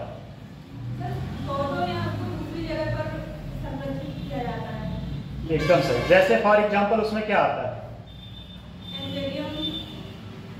अब आप बताएं, आपके पास आगे क्वेश्चन ट्रांसफर हो गया, आप बताएं। हाँ आपसे पूछना, वो तो वो भी बताइए, वो तो वो भी बताइए। मैं एग्जांपल पूछ रहा हूँ, उसमें क्या आता है? अच्छा, राष्ट्रीय उद्यान, और सही है। अब बताइए इन सीटू में, आप बताएं इन सीटू क्या होता है? इन्वायरमेंट इकोलॉजी मेरा भी टॉपिक है, ज्योग्राफी में बताएंगे। वो इन सीटू का क्या हो जाएगा? आंतरिक, आंतरिक स्वस्थानिक बारस्थानिक, हाँ स्वस्थानिक, उसी स्थान पर संचित किया जाता है। वो स्वस्थानिक जैसे जैसे गिर ये आप थ्योरी बताएं। जैसे गिर में पर गुजरात में वहाँ के इसे से को वैसा कर दिया गया। जिम कार्टर को नाम आगे पर वहाँ पे इसको नहीं स्थापित किया गया। सही है, ठीक है। तो हमारा क्वेश्चन क्या था? हम क्या बता रहे थे, कहाँ से कहाँ पहुंच गए, कितना लिंक करते करते कहाँ पहुंच गए? 1857 की क्रांति के पीछे कारण क्या था? कारण के पीछे क्या था? पहला तो हो गया राज्य हड़प नीति। राज्य हड़प नीति कौन लाया था, कोई बताएगा? डलहौजी। इसके अच्छा, इसका कारण क्या था, उसके पीछे क्या लॉजिक था? राज्य हड़प नीति में क्या होता था? जिसका पुत्र नहीं होता था जिसका उत्तराधिकारी पुत्र नहीं होता था उनकी संपत्ति किसके हाथ में? हाँ, ये कब नियम हटा था?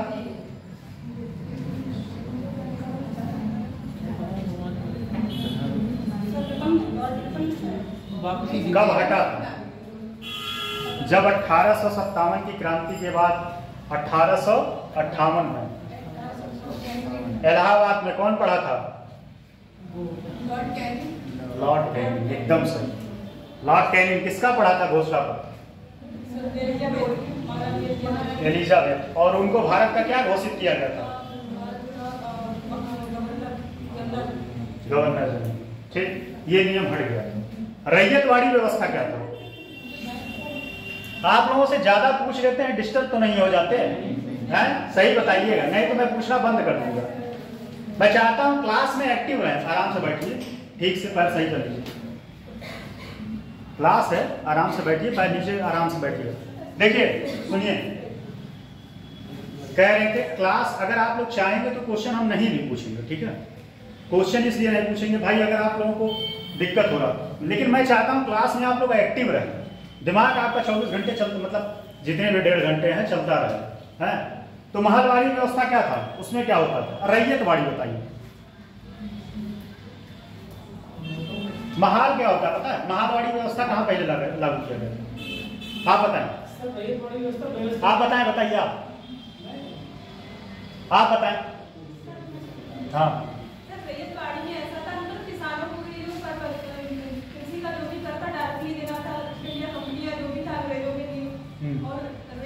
किसको दिया जाता था?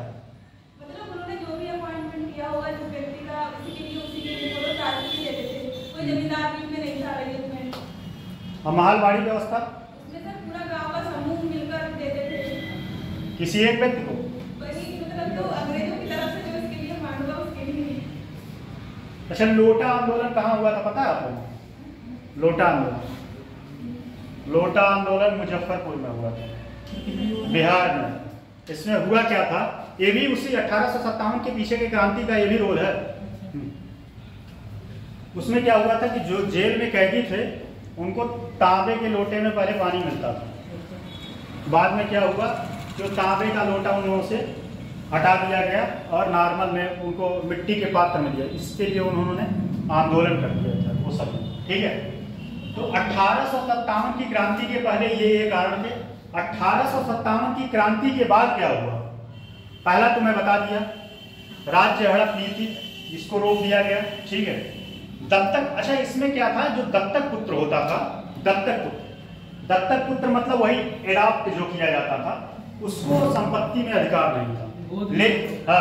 लेकिन एक जो है नियम अंग्रेजों ने लाया था। अंग्रेज एक नियम लाए कि अगर आप ईसाई धर्म स्वीकार करते हैं, ठीक है, तो आपको क्या होगा, आप अपने संपत्ति पर आपका अधिकार हो, संपत्ति पर अधिकार हो। उसके लिए उन्होंने प्रीस्ट मतलब क्या, पुजारी, उन्होंने पुजारी भी नियुक्त किया था। कहाँ पे? आर्मी में, बहुत सारे जगहों पे नियुक्त किए थे। लोगों का ब्रेन वॉश करो और उनको ईसाई धर्म के बारे में अच्छाइयाँ बताओ। ईसाई धर्म में क्या है, ईसाई धर्म क्यों आपको अपनाना चाहिए, इसके पीछे का कारण क्या है। अच्छा, इसको हटाने के लिए बहुत सारे, एक आंदोलन हुआ था, दयानंद सरस्वती ने किया था। क्या किए थे? वेदों की ओर लौटो, दयानंद सरस्वती किए थे ना? कब किए थे? आप बताएं, आपका नाम भूल जाता है, क्या नाम है? कृष्णपाल जी, बताएं। दयानंद सरस्वती जो है वेदों की ओर लौटो जो आंदोलन किए थे, मतलब वेदों की ओर लौटो, वह किसके लिए किए थे, किसके अगेंस्ट किए थे? जब भारत के लोग ज्यादा मात्रा में ईसाई धर्म कबूल कर रहे थे, क्रिश्चियन धर्म कबूल कर रहे थे, तो उन्होंने कहा आप अपने धर्म में आइए। जैसे अभी एक बहुत बड़े इस समय गुरु हैं और कह सकते हैं कथावाचक हैं, वो भी यही कार्य कर रहे हैं। मैं नाम लेना उचित नहीं समझता, लेकिन वो भी यही काम कर रहे हैं। अब कितना सही है कितना गलत है ये मुझे नहीं पता। ठीक, 1857 की क्रांति के बाद उत्तर प्रदेश में बहुत सारे लोगों ने योगदान दिया, जैसे कि उसमें ये तो हो ही गया। ठीक, उसके बाद कई सारे सुधार भी हुए। भारत में जो है उत्तर प्रदेश में एक जो है स्वराज पार्टी का गठन किया गया था। किसका? स्वराज पार्टी का गठन किया गया था। कब किया गया था, कोई बताएगा? स्वराज पार्टी का गठन 1923 में। कौन कौन गठन किया था? मोतीलाल नेहरू और सी.आर. दास। उसके अध्यक्ष कौन थे, महामंत्री कौन थे? अच्छा, ये पार्टिसिपेट किया था किसमें? चुनाव में पार्टिसिपेट किए थे ना इनका। अच्छा, उत्तर प्रदेश भारत में जो है क्या नाम है, भारत में जो है कांग्रेस पार्टी, या उत्तर प्रदेश में कह सकते हैं कांग्रेस पार्टी कितने समय तक जो है शासन चलाई थी? असेंबली में, विधानसभा में कितने जो है साल तक? 28 महीने। अब कब हुआ था? 1937। 1935 अधिनियम किसी को पता है? 1935 अधिनियम में क्या क्या हुआ था? ये सब कहानी है 1857 की, बात की बता रहे हैं। ये 1857 का ऐसा नहीं कि मैं ऐसे इधर उधर की बातें कर रहा हूं। 1857 के बाद की कहानी बता रहे हैं। 1935 अधिनियम में क्या क्या किया गया था? किसका गठन किया गया था? कौन कौन सी संस्था थी जिसका गठन किया गया था? जब हम यहाँ आए थे क्लास लेने, अच्छा कोई मेरे डेमो वाले क्लास में था कि नहीं? मैं यहाँ आया था मई जून में आया था, शायद जून या जुलाई में। वहाँ 1857 की क्रांति में थोड़ा सा 1935 के एक्ट के बारे में मैं थोड़ा सा डिस्कस किया था, क्योंकि वो इकोनॉमिक्स से जुड़ा था। आरबीआई का गठन किया गया था, और उसके बाद क्या गठन किया गया था बताएगा? न्यायालय का गठन किया गया। हाँ तो बताइए ना। हाँ सही बता दिया। और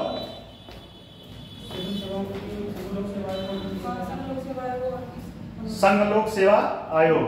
ठीक, चलिए अब लिखिए। अच्छा, टॉपिक पे चलते हैं। देखिए 1857 से पूर्व उत्तर प्रदेश की स्थिति। 1857 से पूर्व उत्तर प्रदेश की स्थिति।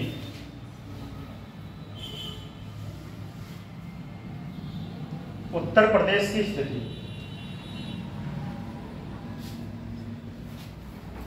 देखिए 18वीं शताब्दी में उत्तर प्रदेश में अनेक 18वीं शताब्दी में उत्तर प्रदेश में अनेक शक्तिशाली राजवंशों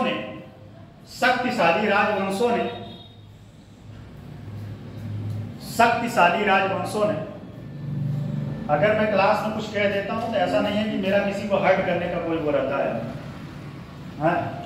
तो मेरे बातों का अन्यथा मत लीजिएगा कोई लोग। चलिए देखिए 1857 की शताब्दी में उत्तर प्रदेश में अनेक शक्तिशाली राजवंशों, जिनमें मुगल अवध के नवाब,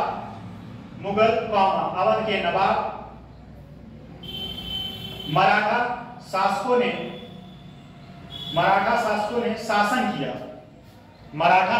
शासन किया। परंतु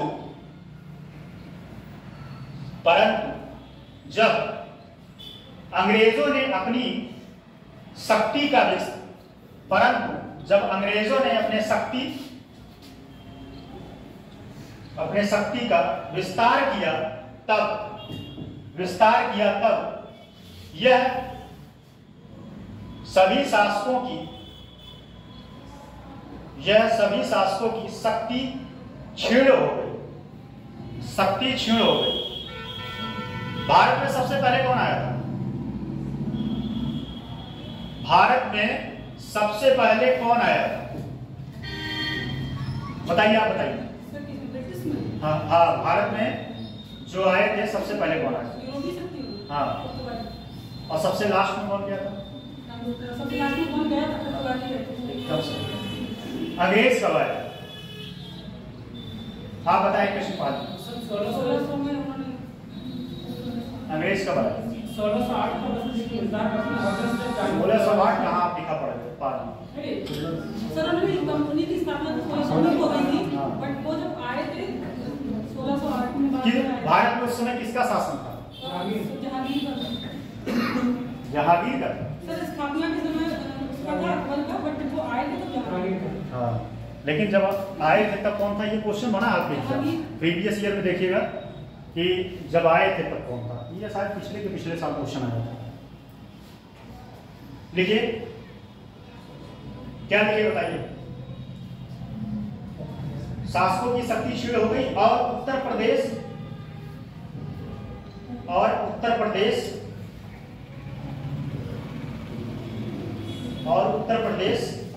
में अस्थिरता की स्थिति,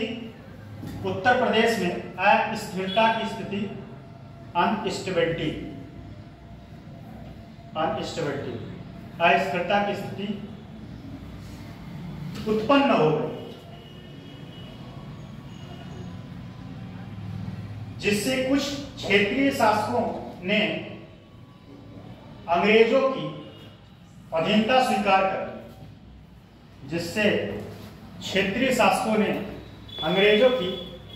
स्वीकार कर ली। एक बाटल पानी भी नहीं रखते लोग यहाँ। चलिए लिखिए आगे। ऐसे जैसे ये बनाए थे ना, ऐसे ही लिखिएगा, बीच में लिखिएगा। लिखिए 1857 के पूर्व उत्तर प्रदेश की स्थिति, बीच में लिखिएगा 1857 के पूर्व उत्तर प्रदेश की स्थिति। 57 के पूर्व उत्तर प्रदेश।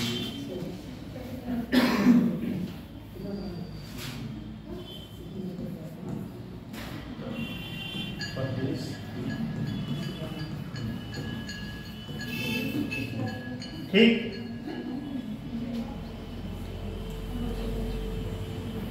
अब ये आप इसके नीचे ऐसे पिलर बनाएंगे।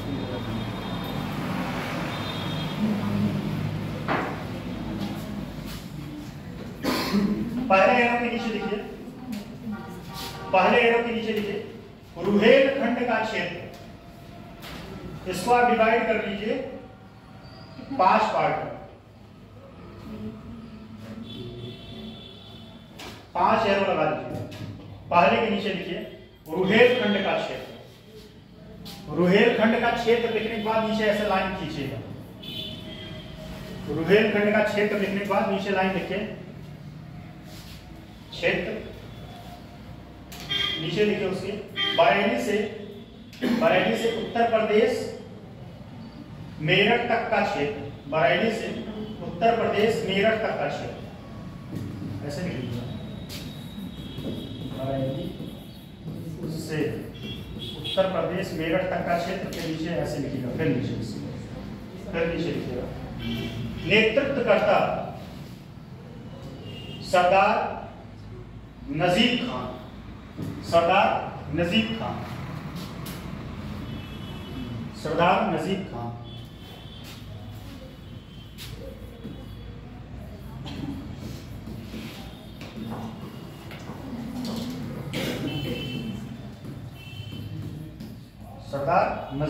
दूसरा लिखिए, दूसरे के नीचे मध्य दोआब।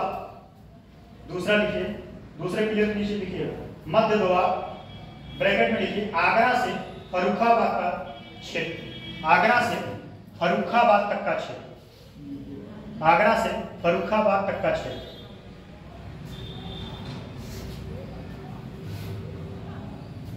उसके नीचे लाइन खींच के लिखिए, नेतृत्व करता फर्रुखाबाद के नवाब,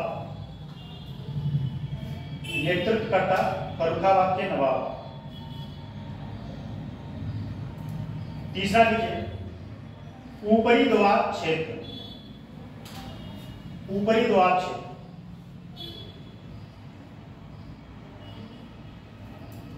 लिखिएगा रुहेलखंड तक का क्षेत्र। इसमें बरेली की बात की गई थी, इसमें रुहेलखंड का बात किया गया। तो रुहेलखंड में बहुत सारे क्षेत्र आते हैं, कंफ्यूज मत होइएगा कि दोनों एक ही हो गया। रुहेलखंड का क्षेत्र, उसमें पहले वाले में सिर्फ स्पेसिफिक रूप से बात किया गया किसके बारे में, बरेली के आसपास मेरठ का क्षेत्र, लेकिन इसमें रुहेलखंड का क्षेत्र। रुहेलखंड के क्षेत्र में कौन कौन आएगा, थोड़ा पढ़ के आया कहिए। रुहेलखंड का क्षेत्र लिखिए, लाइन खींचिए और उसके नीचे लिखिए नेतृत्व करता रुहेला शासक, नेतृत्व करता रुहेला शासक। अगला लिखिए, अगला अवध का क्षेत्र, अगला लिखिए अवध का क्षेत्र लखनऊ बाराबंकी जौनपुर तक, लखनऊ बाराबंकी जौनपुर तक का क्षेत्र, लखनऊ बाराबंकी जौनपुर तक का क्षेत्र। एरो लगा के नीचे लिखिए नेतृत्व करता अवध के नवाब, अवध के नवाब। फिर अगला लिखिए बुंदेलखंड, बुंदेलखंड का क्षेत्र जिसमें शामिल है झांसी ललितपुर तक का क्षेत्र, जिसमें शामिल ब्रैकेट में लिख लीजिएगा झांसी ललितपुर। नेतृत्व करता मराठा। अब नीचे लिखिए, स्टार बना के पॉइंट लिखिए, पॉइंट लिखिए मराठा, मराठा। अब लिखिए पॉइंट लिखिए, इस काल में, पॉइंट लिखिए, इस काल में मुगल साम्राज्य कमजोर हो गया और अवध के नवाब, इस काल में मुगल साम्राज्य कमजोर पड़ गया। वैसे सही बात तो यह है कि ये उत्तर मुगल काल है, ठीक है, जो छोटे छोटे थे वो उनकी बारे में बात हो रहा है, क्योंकि अकबर और जहांगीर तक तो शक्तिशाली रहा ही मुगल, उसके बाद जो है उसका शासन मुगल का कमजोर पड़ता है। ठीक, लिखिए मुगल का शासन कमजोर पड़ता गया और अवध के नवाब उत्तर प्रदेश में सबसे शक्तिशाली शासक बन गए। उत्तर प्रदेश में सबसे शक्तिशाली शासक बने। उसके पहले क्या थे अवध के नवाब? सिर्फ मगध, मगध नहीं, अवध। अवध के नवाब थे सिर्फ, मगध नहीं, अवध। मगध कहाँ है? मगध कहाँ है? नहीं पता? ऑस्ट्रेलिया में है? बिहार। मगध साम्राज्य को अपनी राजधानी बनाया था, कौन बनाया था? ये लिखवाए थे, इतना जल्दी भूल गए बताइए। अगला पॉइंट लिखिए। अच्छा, एक पॉइंट इसमें बताना था, बता दें। ये अवध के नवाब जो है उसके पहले क्या करते थे? जैसे इनका शासन कमजोर पड़ गया, ठीक, ये स्वतंत्र घोषित कर दिए, उसके पहले इनकी स्थिति क्या थी या क्या थे भारत में या उत्तर प्रदेश में क्या थे? उसके पहले यह क्या करते थे? एक क्षेत्र का कर वसूल के क्या करते थे? मुगल को देते थे। ये कह सकते हैं मुगलों के क्या थे? जमींदार, या फिर वो जमींदार नहीं कह सकते, राज्यपाल बोलते थे। तो छोटे भाई कह लो, सही है, कौन बोला छोटे भाई? तो वो जो है पहले क्या करते थे? कर वसूल के देते थे। लेकिन जब मुगलों की स्थिति कमजोर पड़ गई तो इन्होंने उसका लाभ उठा के अपने क्षेत्र को, जहां से कर वसूलते थे, उस क्षेत्र का अपने को राजा घोषित कर दिया। जैसे भारत छोड़ो आंदोलन कब हुआ था? 1942 में। अंग्रेजों की स्थिति कमजोर पड़ने से एक जो है बलिया के बहुत महान वीर थे, वो अपने आप को राजा महान बना दिया। हाँ, अच्छा, बलिया में एक जो है गवर्नर जनरल का वो भी है, उसको दफनाया गया। ये क्वेश्चन आपके एग्जाम में आया होगा, ये क्वेश्चन आपके एग्जाम में आया होगा। चलिए लिखिए अगला पॉइंट। बक्सर युद्ध के बाद, बक्सर युद्ध के बाद कंपनी अंग्रेजों ने, बक्सर युद्ध के बाद ब्रैकेट में लिखिएगा, अंग्रेजों ब्रैकेट बंद ने भारतीय राज्यों पर अपना प्रभुत्व स्थापित कर लिया, भारतीय राज्यों पर अपना प्रभुत्व स्थापित कर लिया,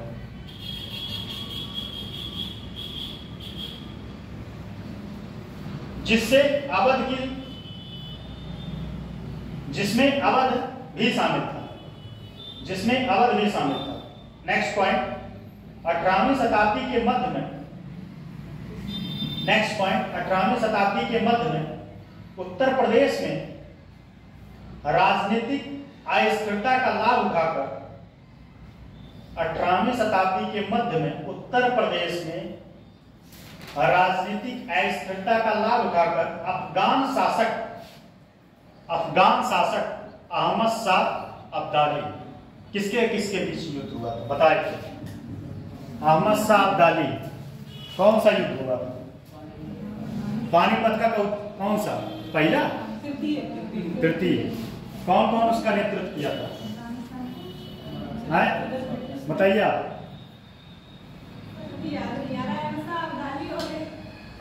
किससे लड़ा गया था शब्द? आप बताएं कृष्णपाल जी।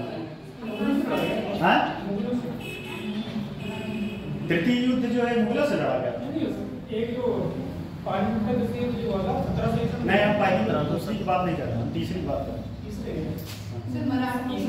मराठा से लड़ा गया था, वो तो सही बात है। नेतृत्व कौन किया था? शिव सदा भाव का नाम सुने नहीं? शिव सदा भाव का नाम सुने नहीं? इधर बता रहे हैं, उधर इधर इधर सुनिए। शिव सदा भाव, ठीक है, उन्होंने नेतृत्व किया था। और ये कहां से थे? मराठा साम्राज्य से। किससे थे? मराठा साम्राज्य से। इसी के बाद मराठा साम्राज्य का धीरे धीरे पतन हो गया।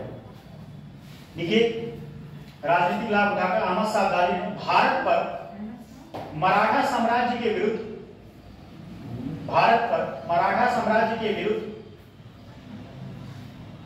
आक्रमण कर दिया, जिसमें मराठों की शक्ति में कमी आई, जिससे मराठों की शक्ति में कमी आई तथा जिससे मराठों की शक्ति में कमी आई तथा भारत का राजनीतिक परिदृश्य बदल गया, तथा भारत का राजनीतिक परिदृश्य बदल गया। नेक्स्ट पॉइंट, मराठा और अहमद शाह अब्दाली के बीच, मराठा और अहमद शाह अब्दाली के बीच। अच्छा, कभी आप लोग सोचे कि ये पानीपत क्यों कहा जाता है?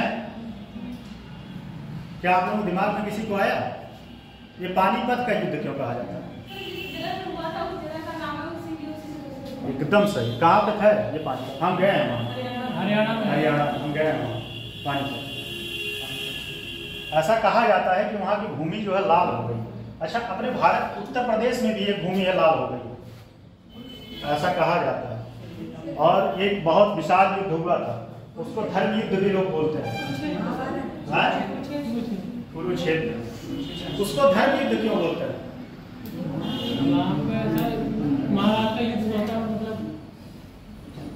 धर्म युद्ध और अधर्म युद्ध कॉन्सेप्ट पता है?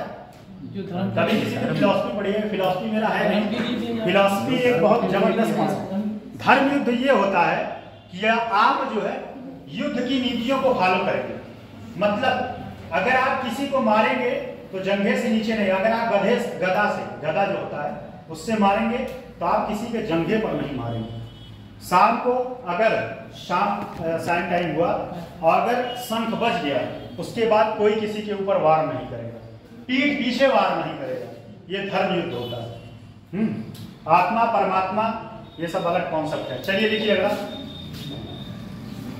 पानीपत की तृतीय लड़ाई 1761 में हुई, 1761 में हुई, जिसमें अब्दाली को अवध के नवाब, जिसमें अब्दाली को अवध के नवाब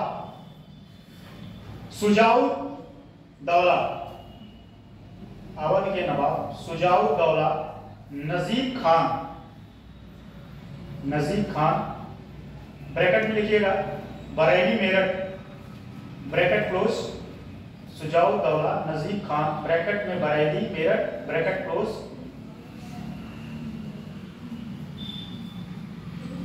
फिर कामा रहमत खान, रहमत खान ब्रैकेट में लिखिएगा बुंदेलखंड। ये ब्रैकेट में जो लिखवा रहे हैं यहाँ पे ये लोग शासन करते थे, उनके क्षेत्र का लिखा गया है।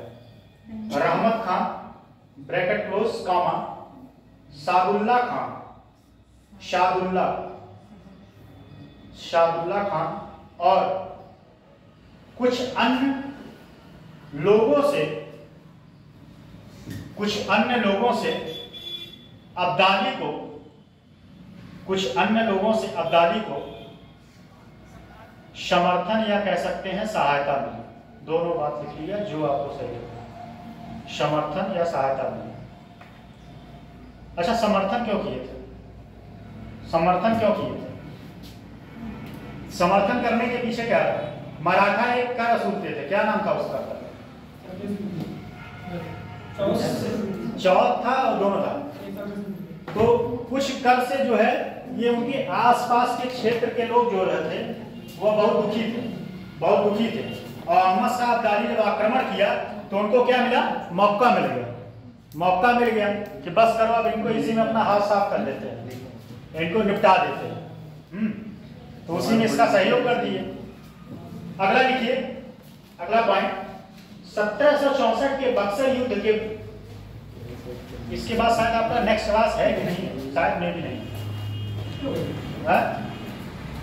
देखिए हमारा क्लास देर से शुरू भी हुआ था 11 बजे से। देखिए 1764 के बक्सर युद्ध ने भारत के राजनीति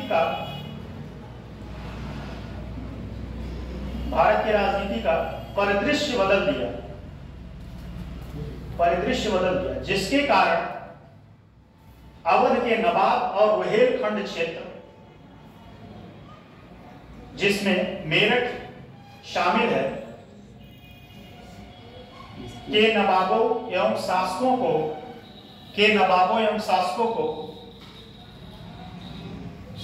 को अंग्रेजों ने अपना कठपुतली बना लिया, कठपुतली बना लिया। अगला पॉइंट लिखिए, 1773 के रेगुलेटिंग एक्ट में, 1773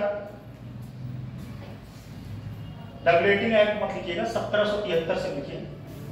1773 में वारेन हेस्टिंग जो 1773 वारेन हेस्टिंग जो ईस्ट इंडिया कंपनी का गवर्नर जनरल था,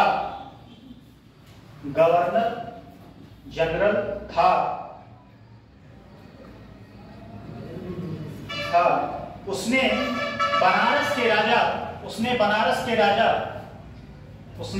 के राजा चेत सिंह के साथ एक संधि की, बनारस के राजा चेत सिंह के साथ एक संधि की।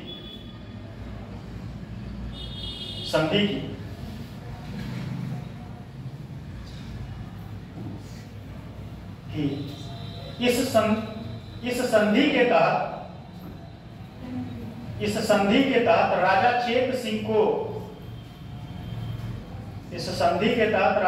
सिंह को कर देना था। इस संधि के तहत राजा चेत सिंह को कर देना था, जिसके कारण बनारस के राजा ने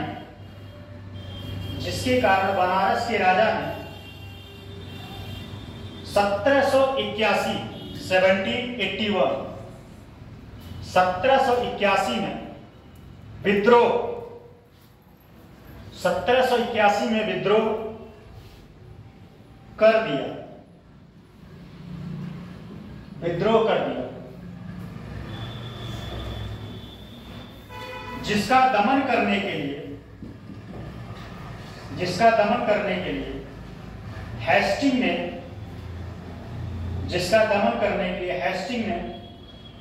बनारस पर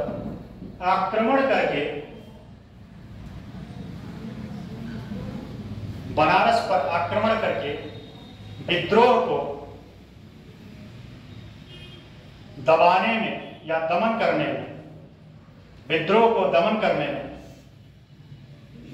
सफलता प्राप्त हुई।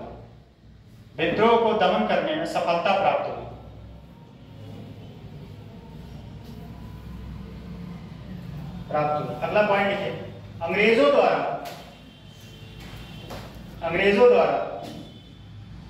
1719 से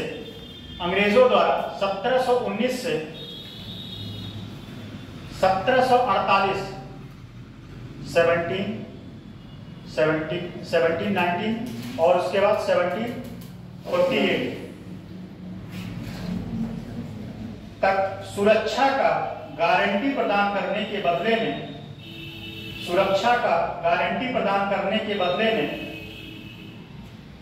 शहादत अली ने उन्हें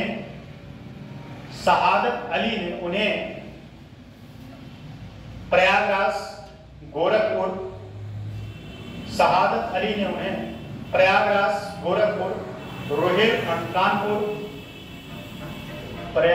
गोरखपुर रोहिलखंड कानपुर फतेहपुर इटावा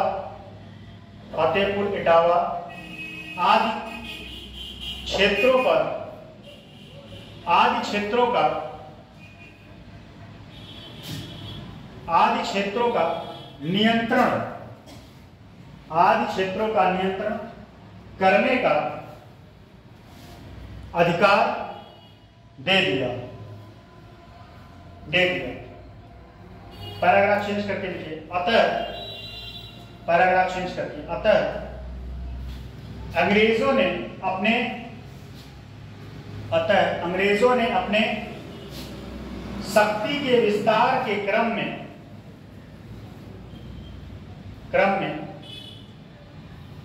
उत्तर प्रदेश के कुछ क्षेत्रों में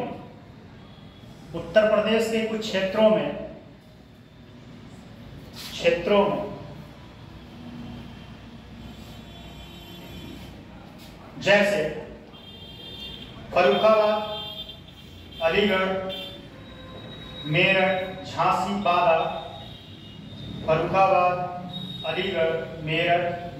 बादा, हमीरपुर, जालौन क्षेत्रों पर अपनी पैठ जमाने और उन्हें ब्रिटिश शक्ति के अधीन कर दिया।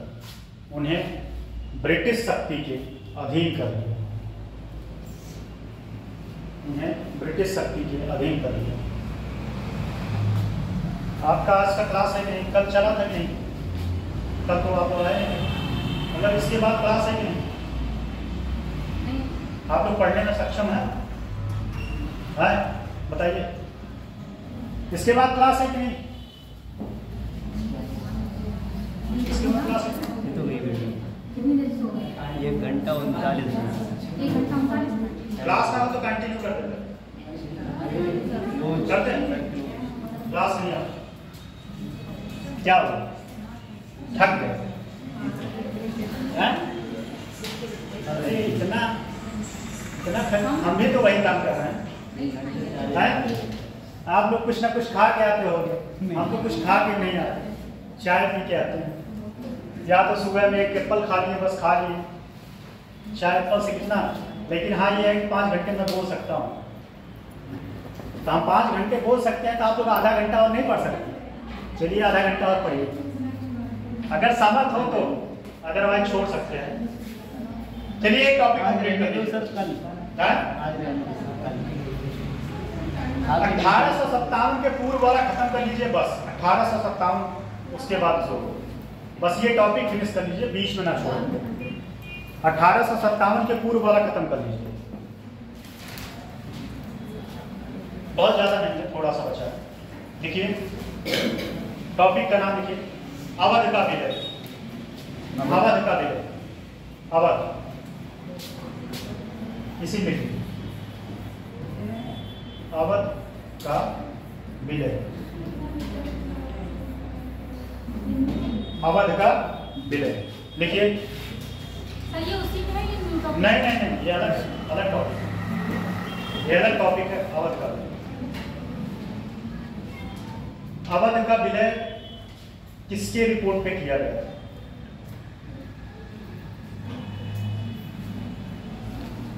कौन सी योजना के तहत अवध का विलय किया गया? राज्य हड़प नीति, पता है? राज्य हड़प नीति आप लोग बताए गए, कौन लाया था? लॉर्ड डलहौजी। रिपोर्ट कौन दिया था? किस आधार पे अवध का विलय किया गया था? किस आधार? कुशासन। कौन बोला कुशासन? बता देते, कोई बोला है? कुशासन। कुशासन का मतलब क्या होता है? जहां शासन सुचारू रूप से राजा के द्वारा ना चलाया जा सके, ठीक है। लेकिन इसके एवज में हुआ क्या था कि वहां की जो जनता थी, कहाँ की? अवध की। अवध की जनता जो है इनके समर्थन में थी, अवध के जो नवाब थे उनके समर्थन में थी, और अवध की जनता काफी दुखी भी हो गई थी। लेकिन क्या होगा? इसको विलय कर लेंगे, ठीक है। तो ये कारण था। लिखिए, थोड़ा सा आप लोग जल्दी करते हैं। देखिए 18वीं और 19वीं शताब्दी में, 18वीं और 19वीं शताब्दी में ईस्ट इंडिया कंपनी ने एक नई नीति, 18वीं और 19वीं शताब्दी में ईस्ट इंडिया कंपनी एक नई नीति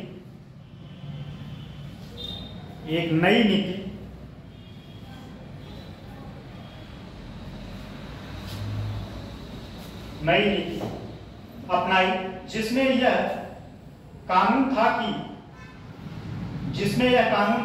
अगर कोई राज्य अपनी शासन व्यवस्था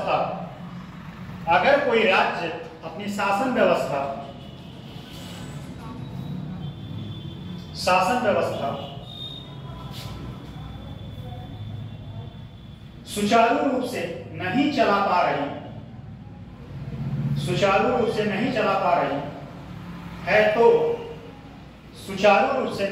पा रही है तो उस राज्य को ब्रिटिश शासन के अधीन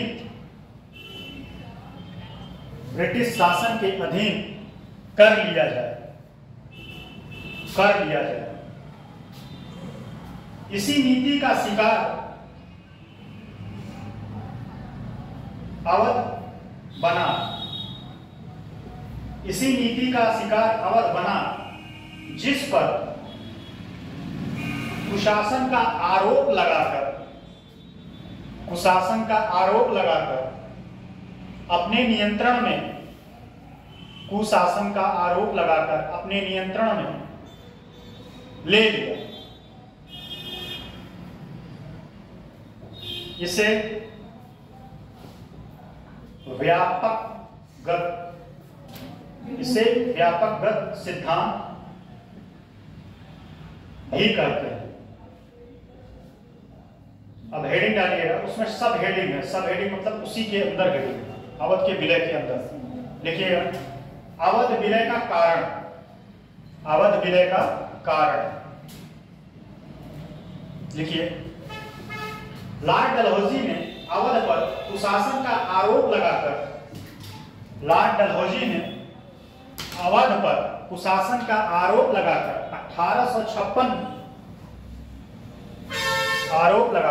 1856 में इसे 1856 में इसे ब्रिटिश ईस्ट इंडिया कंपनी के नियंत्रण में, ब्रिटिश ईस्ट इंडिया कंपनी के नियंत्रण में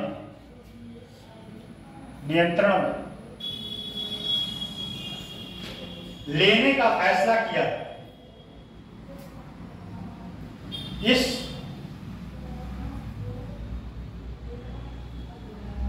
समय अवध का नवाब वाजिद अली शाह था, वाजिद अली शाह था, जिसे डलहौजी ने अक्षम और विलासी, जिसे डलहौजी ने अक्षम और विलासी, जिसे डलहौजी ने अक्षम और विलासी शासक कहा, परंतु राज्य की जनता ऐसा नहीं मानती थी, परंतु राज्य की जनता ऐसा नहीं मानती थी।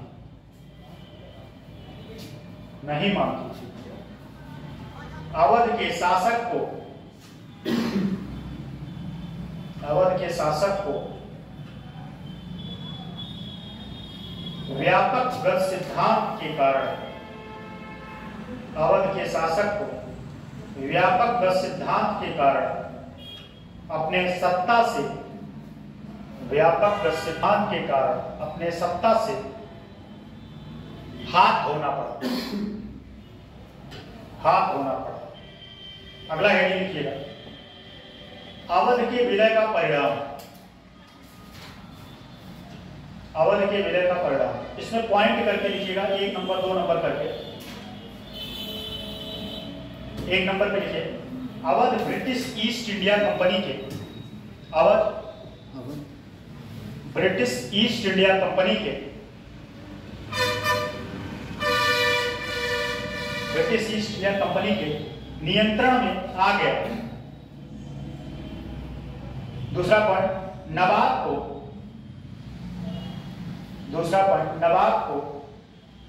कोलकाता निर्वासित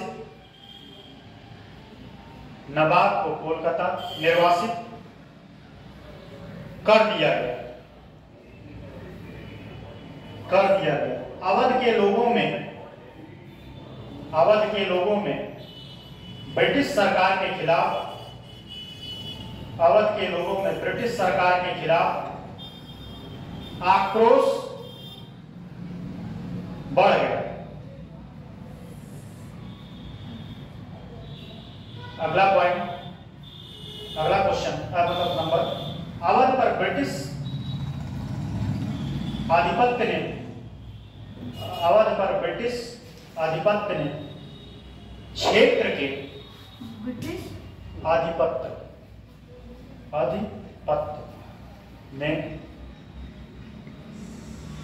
ने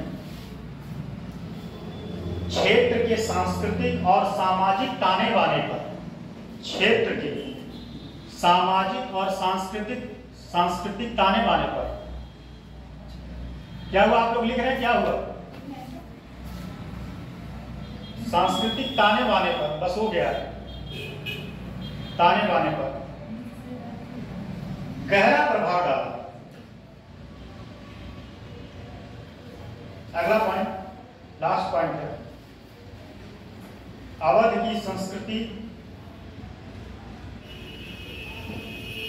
की संस्कृति, व्यंजन, वास्तुकला, अवध की संस्कृति, व्यंजन, वास्तुकला, संगीत, यह सभी ब्रिटिश संरक्षण के कारण प्रभावित हुई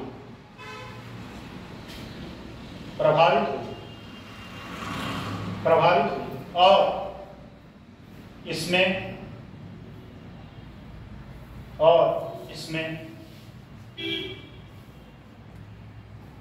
नहीं, इसके लिखिएगा, इसके मूल में परिवर्तन हो गया।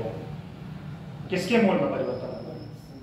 अवध के सांस्कृतिक व्यंजन, क्योंकि अंग्रेज जब आ गए तो अपने तरीके से सब सारी चीजें हैंडल करने लगे। ठीक, पैराग्राफ चेंज करके लिखिए, बस खत्म होने वाला है।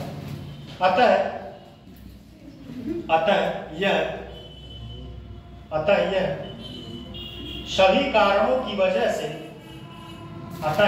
सभी कारणों की वजह से अवध के लोगों के अंदर आक्रोश की भावना पनपी जो आने वाले समय में एक महान क्रांति का रूप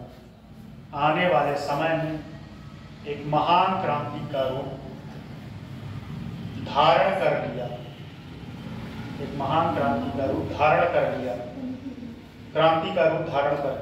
जिससे 1857 की क्रांति के जिसे 1857 की क्रांति के नाम से जाना जाता है। टॉपिक खत्म।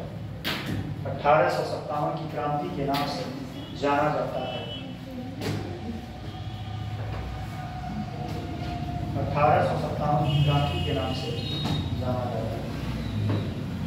अच्छा ये बताइए, हमारा 2 क्लास था, दोनों 5वां 6वां पेपर एक साथ, दोनों पेपर होता तो कैसे आप लोग मैनेज करते? सब तो फिर यही आप लोग हालत और खराब हो।